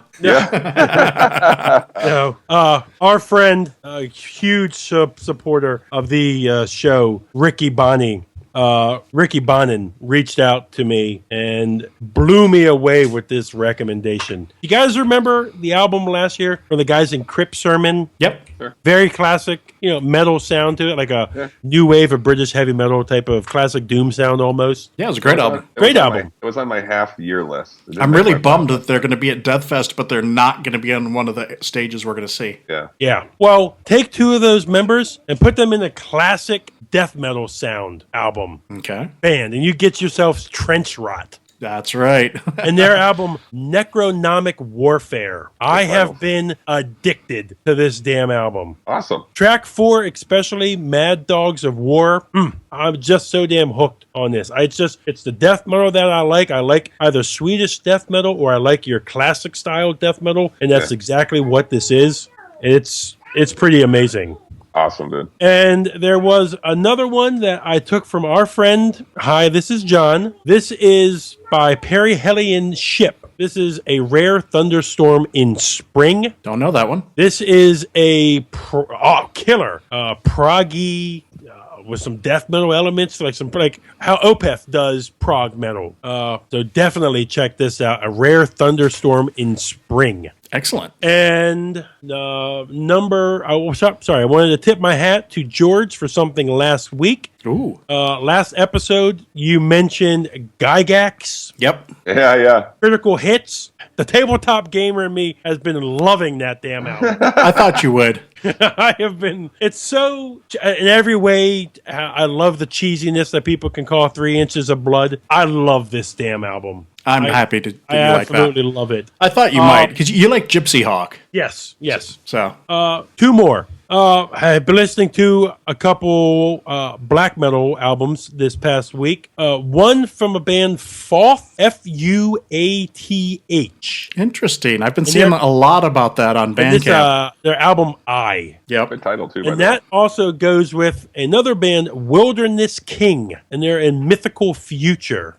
I saw that on Bandcamp, but I did not give it a good Amazing. listen. What's that like? Just in a killer atmospheric black metal. Sweet. I'll give it a in listen. the way that I really like it. So for our friend in a certain black metal band that we like, it's too clean for him. Oh, that wouldn't be Neutrino, would it? I'm just saying, we're friends with a couple bands. Yeah. But, Excellent. I'll check it out. Yeah, definitely check out those two. So look at that. I almost had a George-like list this week. Oh, and one other thing. The lead singer of Amon put out a playlist of some bands that have influenced them. This was a rock band, actually. Audrey Horne. Yeah, those guys are cool. Yeah, they're really, really cool. And the album Young Blood. Yeah. Where does that name come from, do you suppose? Audrey Horne, is that like an old... I feel like I looked that up at one point because I was curious, because it's like, it's a Lizzie woman's Borden. name, but it's a bunch of dudes. And But it sounds a little Lizzie Borden-ish or something. I'll look it up. All right. Yep. Yeah. So, 2 more. These were ones that I found when I was out of town dealing with my grandmother in the drive and stuff. Egypt, their Endless Flight album. Those guys are cool. Doom. These guys are really cool, like a Doom, but like a 70s style kind of mixed in with it. Yeah, they're cool. And it's one final album that is getting a lot of talk, and I'm going to absolutely butcher the name. George, this may be on your long list. La Dernière Rep. I don't know how What to the say fuck? Spell it. This is from the band, I can't even say it, Schleist? Spell it. CHTHE apostrophe ILIST. I think it's Thealist, like Cthulhu, It's like Okay. CTH, like Cthulhu. So Yeah. the C is sort of silent, so it'd be like Thealist. Okay, well, leave it to me to butcher it and ruin their reputation. No, that- man, dude, that's a tough one. I'm just guessing That's at a that. tough one. Yeah. They're French, I believe. So But this album came out in January. I think this was another Ricky recommendation, and this album is blowing up. I'm seeing it everywhere online and on people's lists and stuff like that. cool. So those are mine. But again, Sweet. if you take something with you today, Wilderness King and Perry Hellion Ship, take Right. those two with you, chew on it, and- eat it. And Obscura, presumably. Oh, and the Obscura. It Yeah. goes without saying. All right, so my list this week, I cringe. I actually asked the guys before we started. I was like, should I break this list in half and only use half of it, because I've got 20 albums for you again this week. It's been fruitful. Well, And it's been a while. We haven't done George, how do you listen to 20? Are you like, I like track 1 and 2, on to the next? no, I'm just constantly looking for every day I am looking for new music. And Yeah. some of this stuff is recommended to me. One of these was from John. One of these was from, I'm not sure who it was. I'm sorry, I'm not going to be able to remember because I looked back through my emails and I couldn't remember who it was because it was a couple of weeks ago. And some of this stuff is just stuff I find on Bandcamp. Some of it's stuff that's just new releases. And it's just been an incredibly good find these past couple of weeks. So, Mark, get your notepad ready. Yeah. Hey, remember he said he likes a challenge. And again, this is the point I always remind people. Please, if you are on Spotify, type in Metalheads Podcast, and our loyal listener Mark puts together a playlist for every episode. So please support that for us, for him more importantly, and that way you can not have to have a 3-ring binder right next to you right now as George dives into his list. Yep, Well, it's a real, true chance. George did all the hard work for you. exactly. You can just go to listen to some bands that have a stamp of approval already. Yeah, most of these you can find on Bandcamp, so that's probably where I found them. All right, first one, definitely a Bandcamp find. It's the band called Akhenaten. That sounds Egyptian. That's right. Incantations Through the Gates of Irkalla. It's kind of Nile-like. It better be. That's a very Nile title. Yeah, But doesn't Nile have they do. They do have it cornered. This is probably a little less brutal than Nile. I mean, it's definitely like a death metal kind of thing. Oh, so this is kind of like a tributary to the Nile. Exactly. Oh, that is such a good pull there, dude. And like, that's like a brainy kind of thing. Good job. I know it is. What the hell's happening to me? We should do these afternoon pods more often. Yeah. It's a little more orchestral than Nile. So if you like sort of bring the brutality back just a little bit and adds in a little bit more orchestral stuff, but it's cool if you like that sort of thing. I'm going to move on as quickly as I can through this list. Next one is called Ancestors' Blood and the album Hyperborea. It's a pagan black metal. This is one that somebody told me about, and this is the one I can't remember who told me about it. It was like, was it John or was it Greg or was it Rick or was it Matt? I don't. Somebody told me about this and I don't remember who it was. I'm sorry, I didn't have time when I was doing my notes today to. I tried looking back through my emails and stuff. I couldn't figure out who it was, but somebody told me about this band and it's good. It's like I said, it's a pagan black metal. The music is really awesome. The vocals are what you expect from pagan black metal, but the music's really good. Kind of, sort of like the Seven Sisters of Sleep. The music, if you just like give it a quick spin, you're not really getting the full thing here. But the music's really cool. Next up is one that it's a band that I had heard of, and I sort of forgotten about them. And listener Greg pointed out that I should pick up the vinyl, and I did. And this is for a band called The Angelic Process. And the album's called Weighing Souls with Sand. This band hasn't been around for like 7 to 8 years. The guy, it was like a guy and his wife that did this band, and it's sort of a experimental ambient drone noise sludge kind of thing. And something happened. Like he did something and hurt his hand, and he wasn't able to play anymore, and ultimately he killed himself. That's quite a finish to that story. Yeah, so guy's dead, no more music forthcoming. But somebody just did a vinyl release for it, and Greg said, "Hey, you should check this out." And I was like, "Oh yeah, I remember this." and I was listening to it, and it was really kind of relaxing in a heavy sort of way. And so I pre-ordered the vinyl. Next up is a band that came from the ashes of another band, so a phoenix of sorts. The previous band, you may have heard of them, Ackercocker. This is three of the guys from that band and their new project called The Antichrist Imperium, and their self-titled album. It's sort of a progressive Black Death. I really love the guitars on this album. They're really like clean and tight and well produced, and it's just a cool album. Next up is a band called Awe, AWE, and the album Providentia. This is a Greek atmospheric black metal band. There's only like 3 songs on the album, and they're all between 14 and 20 minutes long. Atmospheric black metal, kind of, nothing out of the ordinary there. It's just kind of cool. Found it on Bandcamp. Next up is a Viking black metal band called Helheim, and an album that I'm not going to pronounce well. It's Raunijar. Not even going to try to pronounce that.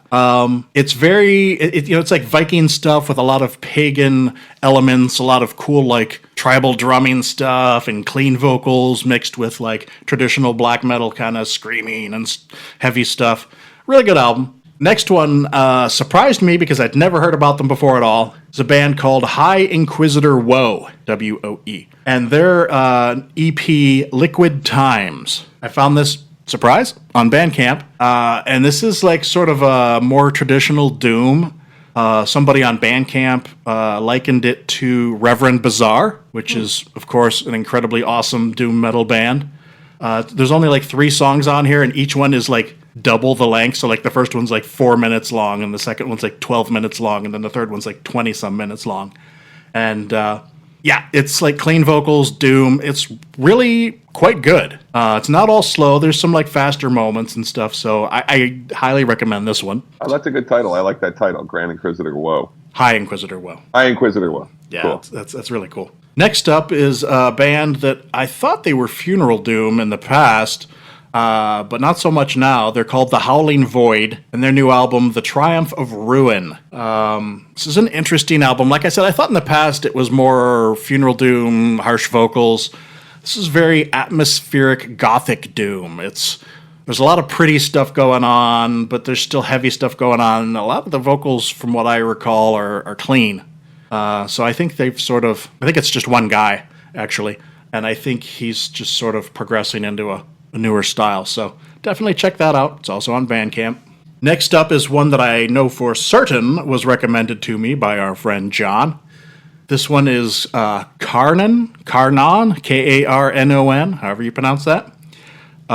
These guys are from Montreal, and their album, actually I think it's an EP, Le Temps Sombre. Sounds French-Canadian. Kind of a progressive black death metal. Of course, if John's in on there, there's probably something progressive about it.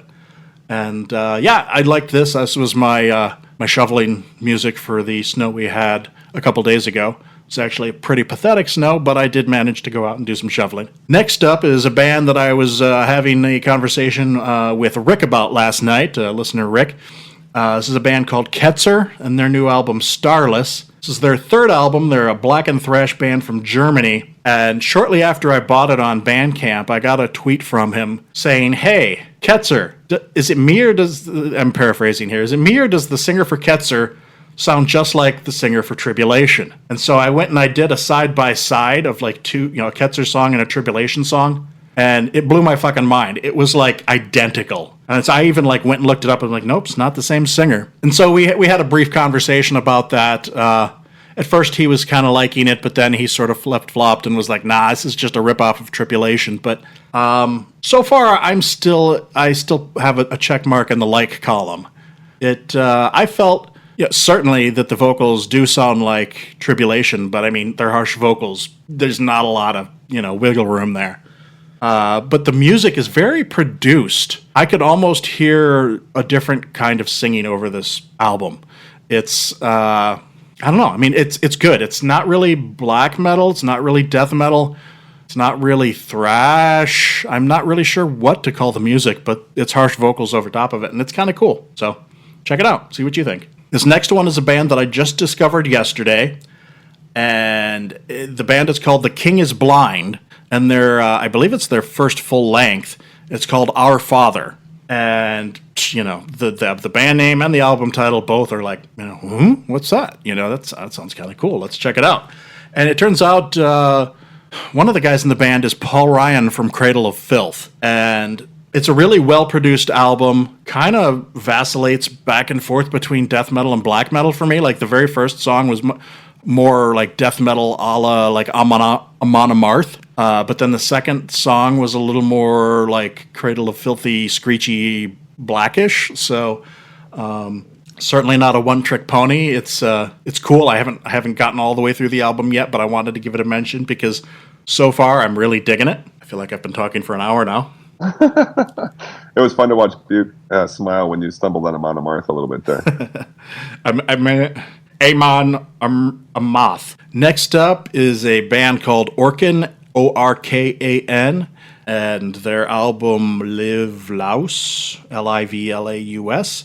This is a blackened thrash band from Norway. It's their second album. I wouldn't say there's anything overly remarkable about it. It's just kind of a cool album that I found on Bandcamp. This next one, I know Will is a fan, and I'm almost positive that Buke is a fan as well. This is a death metal album, so perk up your ears, boys.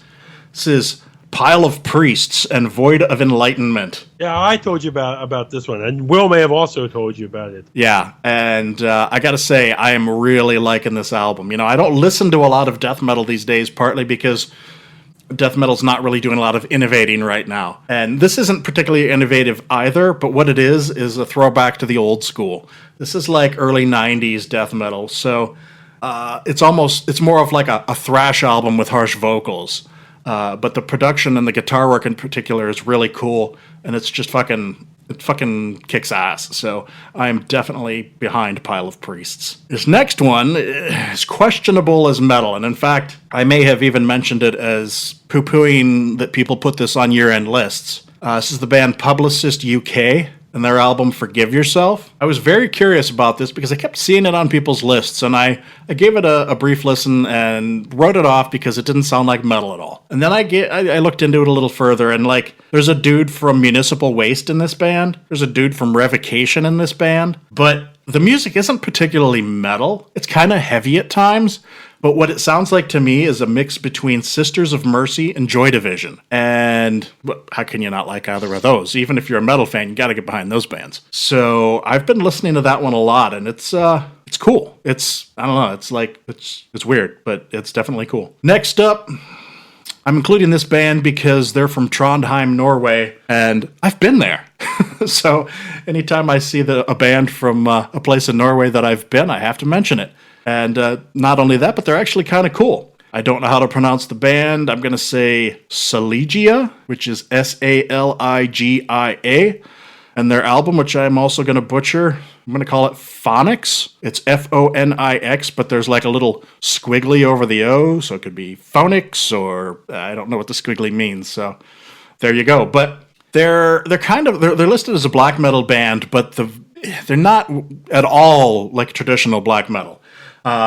The vocals are almost spoken, but with sort of a slightly harsh edge. Anyway, they're a cool band, and I'm pretty sure, I think they're on Bandcamp. I don't remember. There's so many of them, I forget, but I'm pretty sure they're on Bandcamp. So give these guys a listen. If you're looking for something that's, not ordinary, check it out. Next up is a funeral doom band. I'm going to say UN. It's just UN. UN. And their first album, The Tomb of All Things. First of all, how can you not want to hear a band with an album title like that? The Tomb of All Things.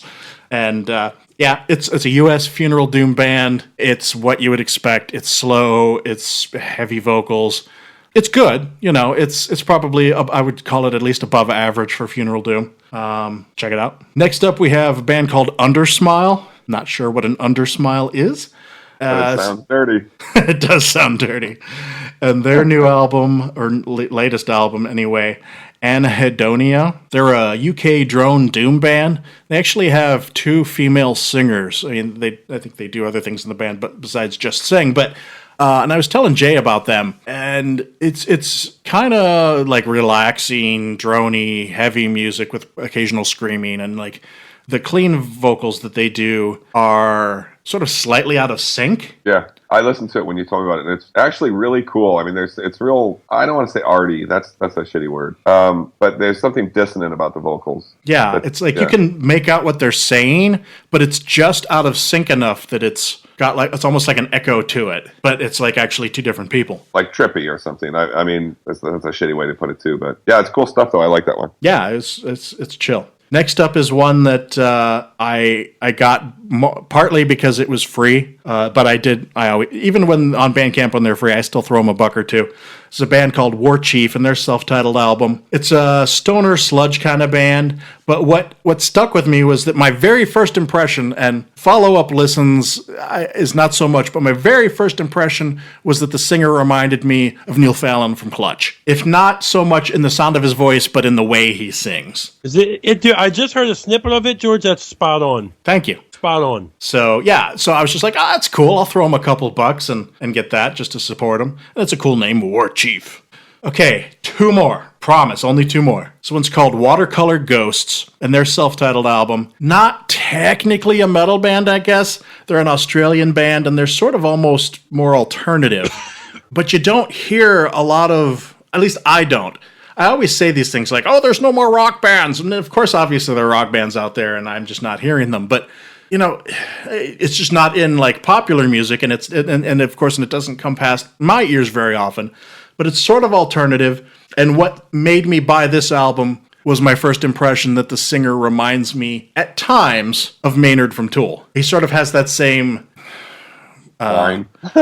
just sort of the same like meter to his vocals at times. Right on. Yeah. And so I was like, and it was kind of spacey, and there's clean vocals, and it was just sort of a nice palate cleanser for me, so I picked that up. And the last one, if you've still listened to the end, is a Vancouver jam doom band called Wiser Fool, and their second album called All That Is Left Behind. It's doom, but it's not dark doom. It's kind of more of I say jam because it's a little more upbeat kind of doom.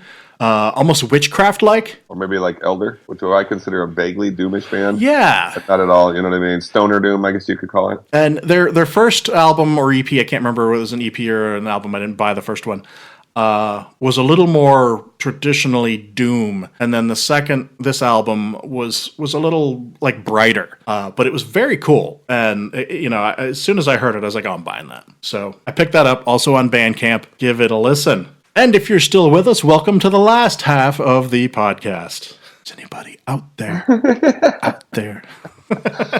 So rouse yourself from your slumber. Yes.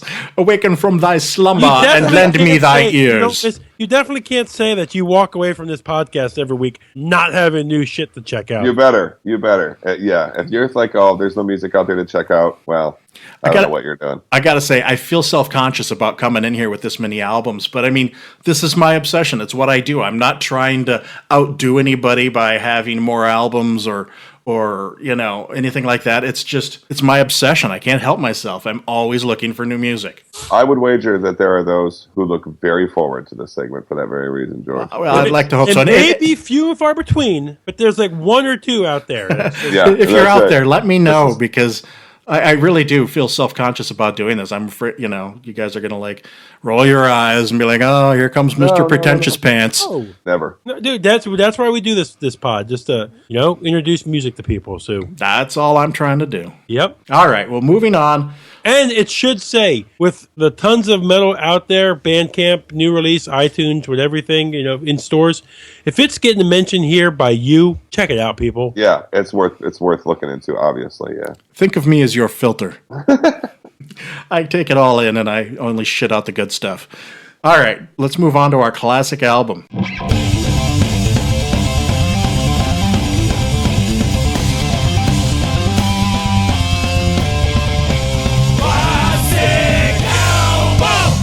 Mine was based on a band that I've been revisiting because I wanted to, they're going to be at Maryland Death Fest. I hadn't listened to them in a while, and I was reminded how good they were this week. Hirax, Hirax, for those of you who don't know, I already mentioned Hyrex earlier in the hour. And they have a record, their original Metal Blade release, 1985 release, Raging Violence. So, the songs are almost of a punk length because they're all pretty short songs. But this is a super fucking heavy band, completely metal, great singer, totally worth your time if you ever never check these guys out. Yeah, I remember them. They were on, the early 80s Metal Blade stuff.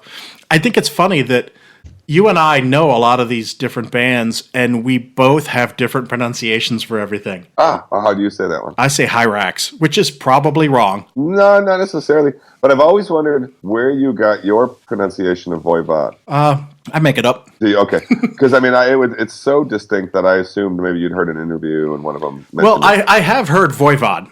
I sort of go back and forth depending on how my mouth works. Yeah.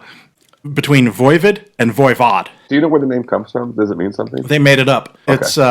It's the theme of the early albums is the race of voivods or voivods that they're a militaristic race that are out conquering. It's just from their science fiction world. Gotcha. But I think Away came up with it. Gotcha. Okay, cool. And I think Voivod. Damn it! See, now I don't remember. I always question which is the way I know. I've listened to the band say it, and I was like, okay, that's how you say it. But now I can't remember which one it is. Voivod or Voivod? I think Voivod. Maybe I'll take a homework assignment and see if I can find one of them saying it. But I say Saxon, and you say Saxon. Yeah, exactly. Which I think you're right. I think you're right on that one. That feels more right to me. And I'm not trying to correct you or anything. I truly.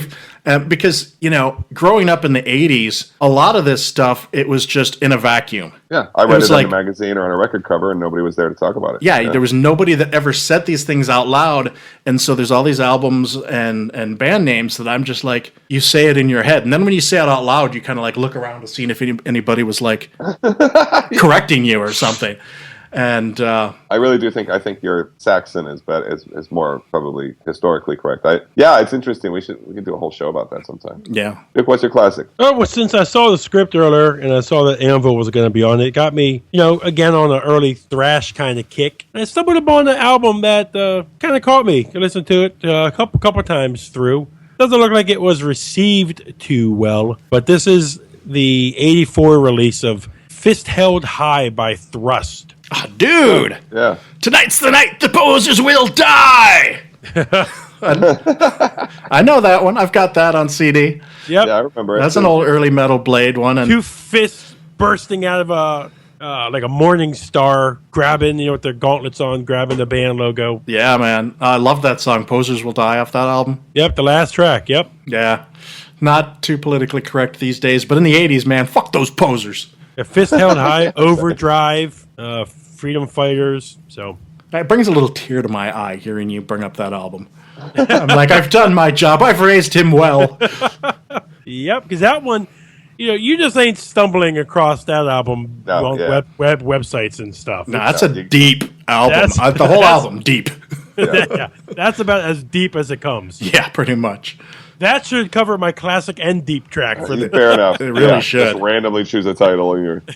All right, my classic album is not. It's not all that metal.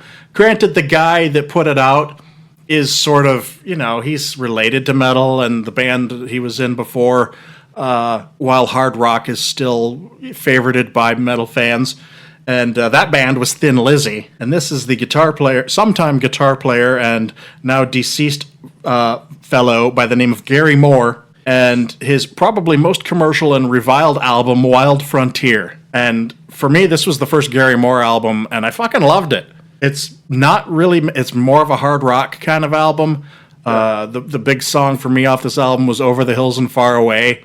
It's got sort of an Irish flair to it. Which, an Irish dude. Yeah, particularly the album title track, Wild Frontier, definitely is a bit reminiscent for Ireland. It's just a cool album. I was listening to it the other day. It's good stuff, and he's no longer with us, so we're not going to be seeing anything more from him. But this is definitely classic. I think.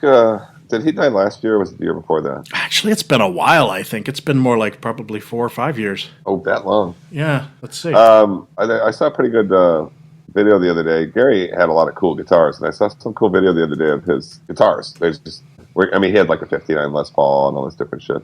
5 years ago. Was it that long ago? 2011. In fact, I was ready to tell you, like, see, you're wrong. I mean, I swear to God, because I thought it was like last year. February 6th, 2011. So just over 5 years. I mean, I remember it well. He was on tour. I think he died in a hotel room overnight. Yep, he had a heart attack. Yeah. Wow. 5 fucking years. Jesus. Time flies, man. Doesn't it, though? Not for people that are dead, though. Yeah, All right, vinyl purchases.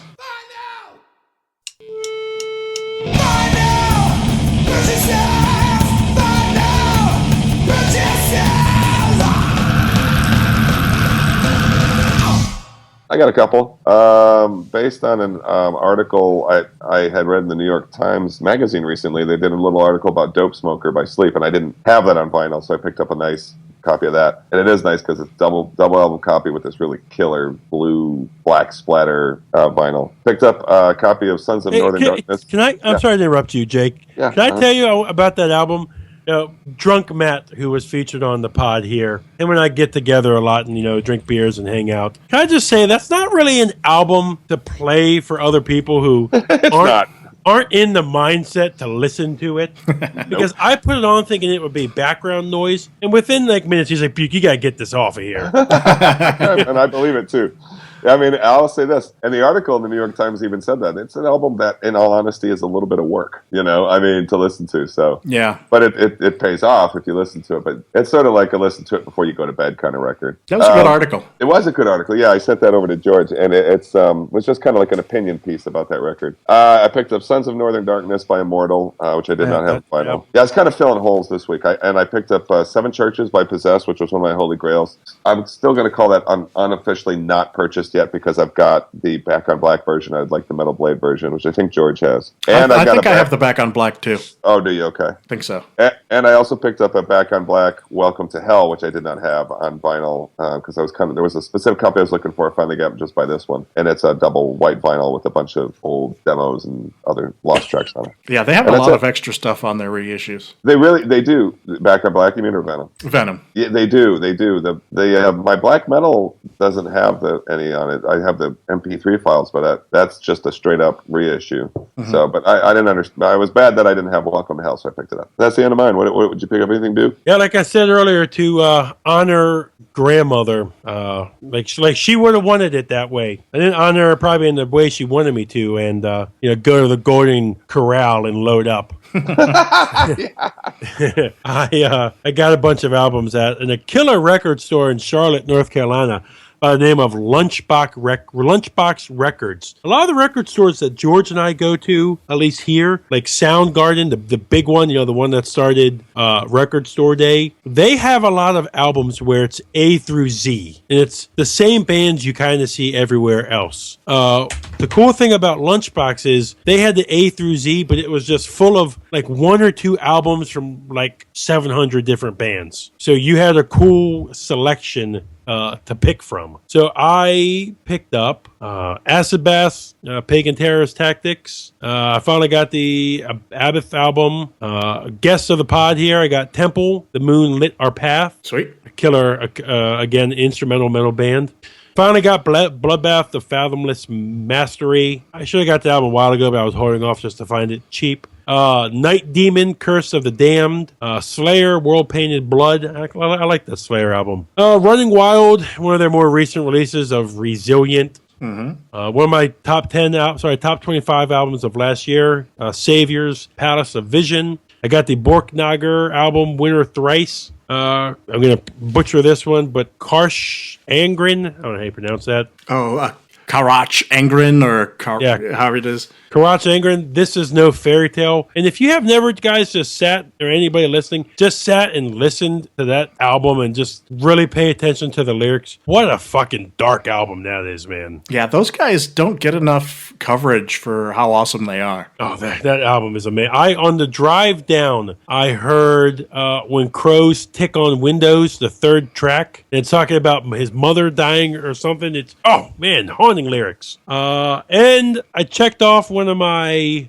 wish list albums, and I was able to find a great used copy of Hammerfall Crimson Thunder. Dude, this sounds like a good record store. Yeah, no, that was a Discogs purchase. Okay. And this one comes from a thing I signed up for on Facebook, a thing called the Vinyl Edit, where after a couple of days of liking and disliking and you telling them what you want, they send you an album via text message every day. And I've kind of broke the system by actually sending in like long messages like, no, don't send me this. I'm a metalhead. Stop sending me shit. Well, apparently I've had people working for them who are metalheads, so they make it their primary mission to send me albums.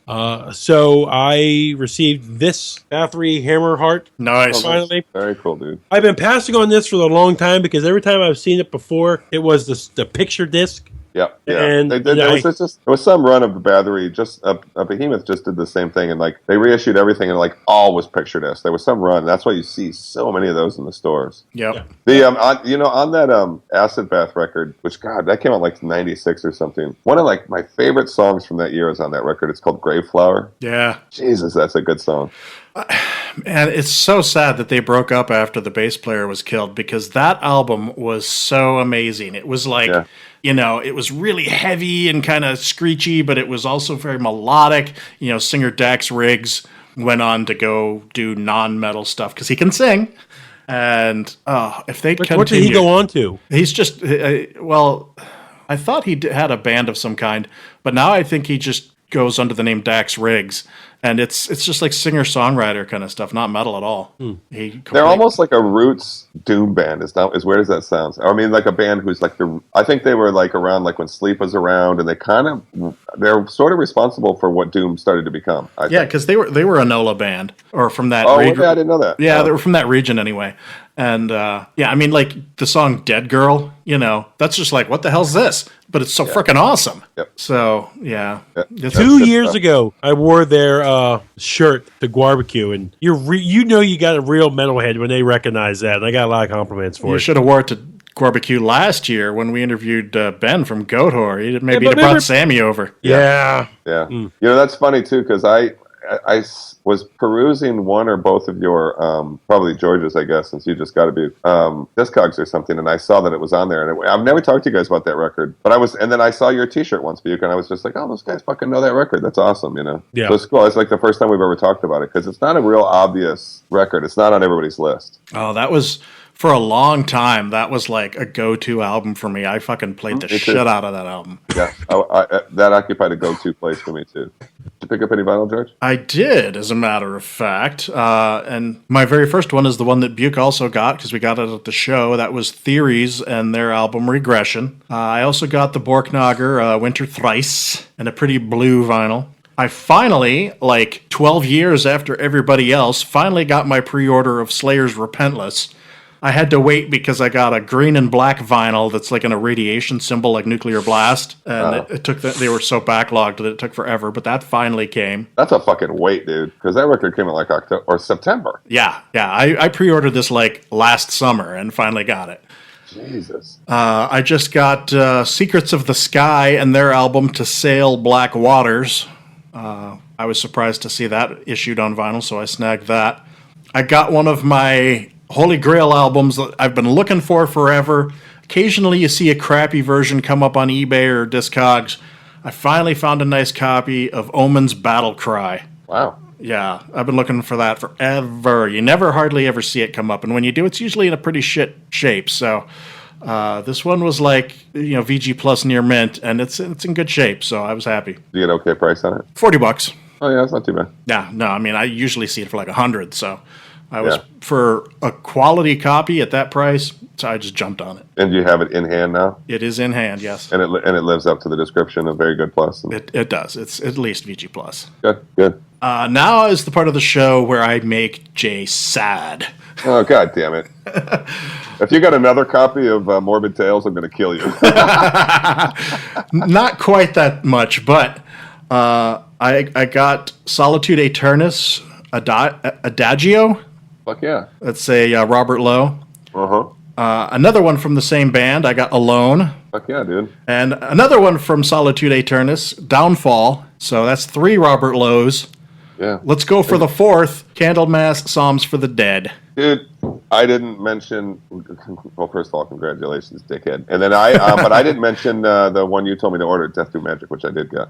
Did you? Didn't you see Psalms for the Dead as well? Oh no, it was Psalms for the Dead. I'm sorry, it was Psalms for the So you Dead. did get it. I just haven't received it yet. Yeah. So that's why I pointed that out to you, because I was kind of feeling bad that I had it.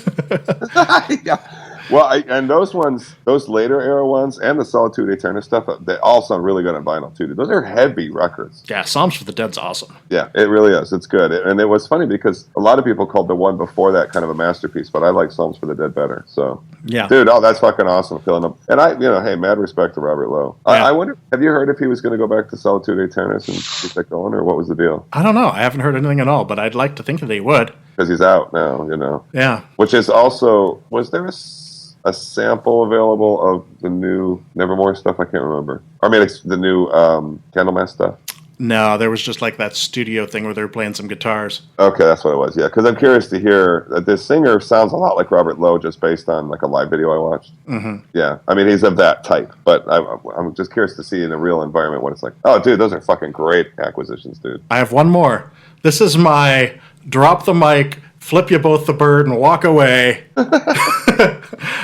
Disillusion, Back to Times of Splendor, orange vinyl.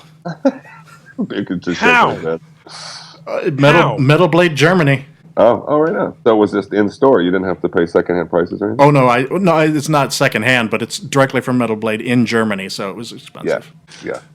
But I was just like, we were talking about it because that was Buke's. I'm not sure what it was. It was like your classic or something last week, and I bands that we want can reunite. Oh, that's what it was. Yeah. Yeah. And I was like, I had mentioned seeing that it was being reissued, and I was like, I wonder if it's on vinyl. And it was. It's not reissued in the U.S., but Germany does have it. So if you go to the German Metal Blade, you can get it there. Just the shipping. Yeah, shipping's not quite as bad from Germany as it is from other places. These Discogs are ever based here in the fucking States. Yeah. Well, I would say every 10th one is or something, but but George is right. If you're going to get it from Europe, get it from Germany. I tend to have my best luck with shipping costs from Germany. Yeah, you can get it for like €7 or €8 as opposed to like 15 or 20. Yeah, which is not bad at all. I mean, that might be. I'm not sure what the exchange rate is. That's probably like $12 or something. Yeah. All right, let's do our deep tracks. Mine is based on a vinyl purchase of a few weeks back that I was put on this morning before we spoke, and it is off of Into Glory Ride, Manowar's Into Glory Ride. And probably this isn't that deep. I think of it as deep because I don't hear people talk about it a lot, but it's Gates of Valhalla. Last song, side one. Great. One of the great vocal performances of the 80s, dude. I mean, really, that song, that whole record, but that song, he's just in the stratosphere in places, and it's just beautiful. Plus, it's a heavy song. You may want to check these guys out, George. Manowar. Yeah, as I look around at the Manowar banners behind me. With George snooping around Bandcamp, he could potentially miss a Manowar these days. He'd be like, "What? Guns and who? I don't know what you're talking about." You know what I mean? Like, yeah. So like whoever's coming in through the front door, he never sees. Yep. You got a deep track, Buke, or are we going to go? Yeah, no, I have a deep track. First, I'm going to honor my friend. Again, George said about the Thrust song, right, George? Yep. Yeah, you like that song. Posers Again, Posers Will Die. Yes. There you go. But my deep track is off of the introduction album to this band that I got into. From Scum Dogs of the Universe by Gwar. My favorite track off it, and surprisingly it is a deep track, is Love Surgery. That's awesome, dude. That's a great You've song. never done a Gwar deep track. That's awesome. I love that fucking song, and I love that whole album. I see it every once in a while hit me on Discogs, but a lot of them are in the UK, and they're pretty expensive. There may not be a better album or funnier album title than Gwar's Hell. Oh. Yeah. That's such a good fucking record title, dude. Love these guys. But yeah, that's mine. Right on.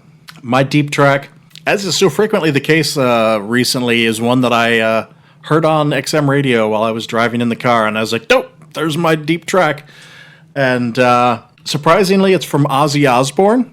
Ooh. It's from the Bark at the Moon album, which is probably one of my favorite Ozzy albums, and it's one of my favorites. Can I take a guess at the song? Sure. Faster or slower? Slower.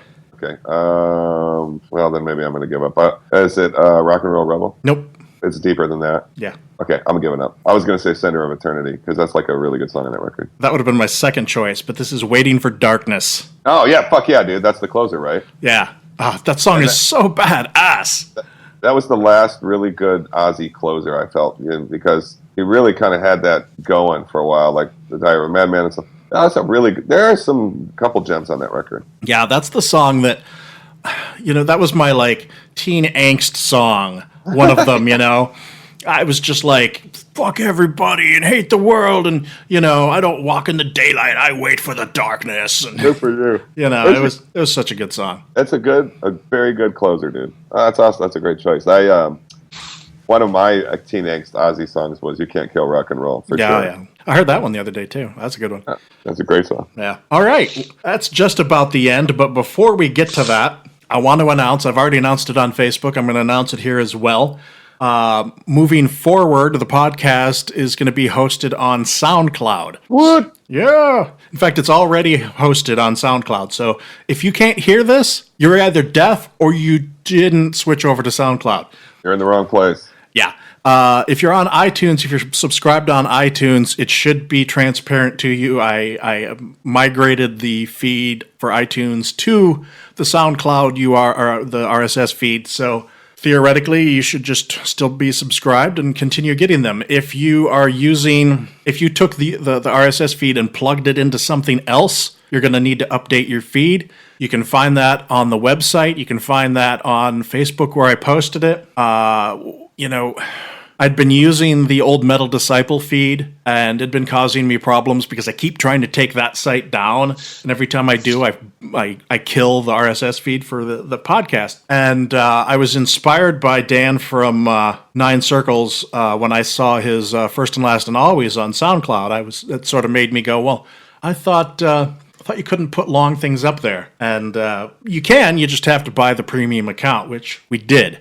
So all the podcasts are now up on SoundCloud. Go up there, follow us, like us, and listen to us on there. We've been flabbergasted with the amount of traffic that we've gotten in the last 3 days. It's been awesome and ridiculous, and we want to thank everybody out there checking us out on SoundCloud. A boon. It's been a boon to us, for sure. Yes. So check us out there, and, like I said, make sure to update any sort of feeds or anything you're using to point to the new address, because we will not be using the old one anymore. After that, make sure to check us out on Facebook, check us out on Twitter. I am Disciple OV Metal. I'm at OPEF Fan, and Jay's at Catatonic J.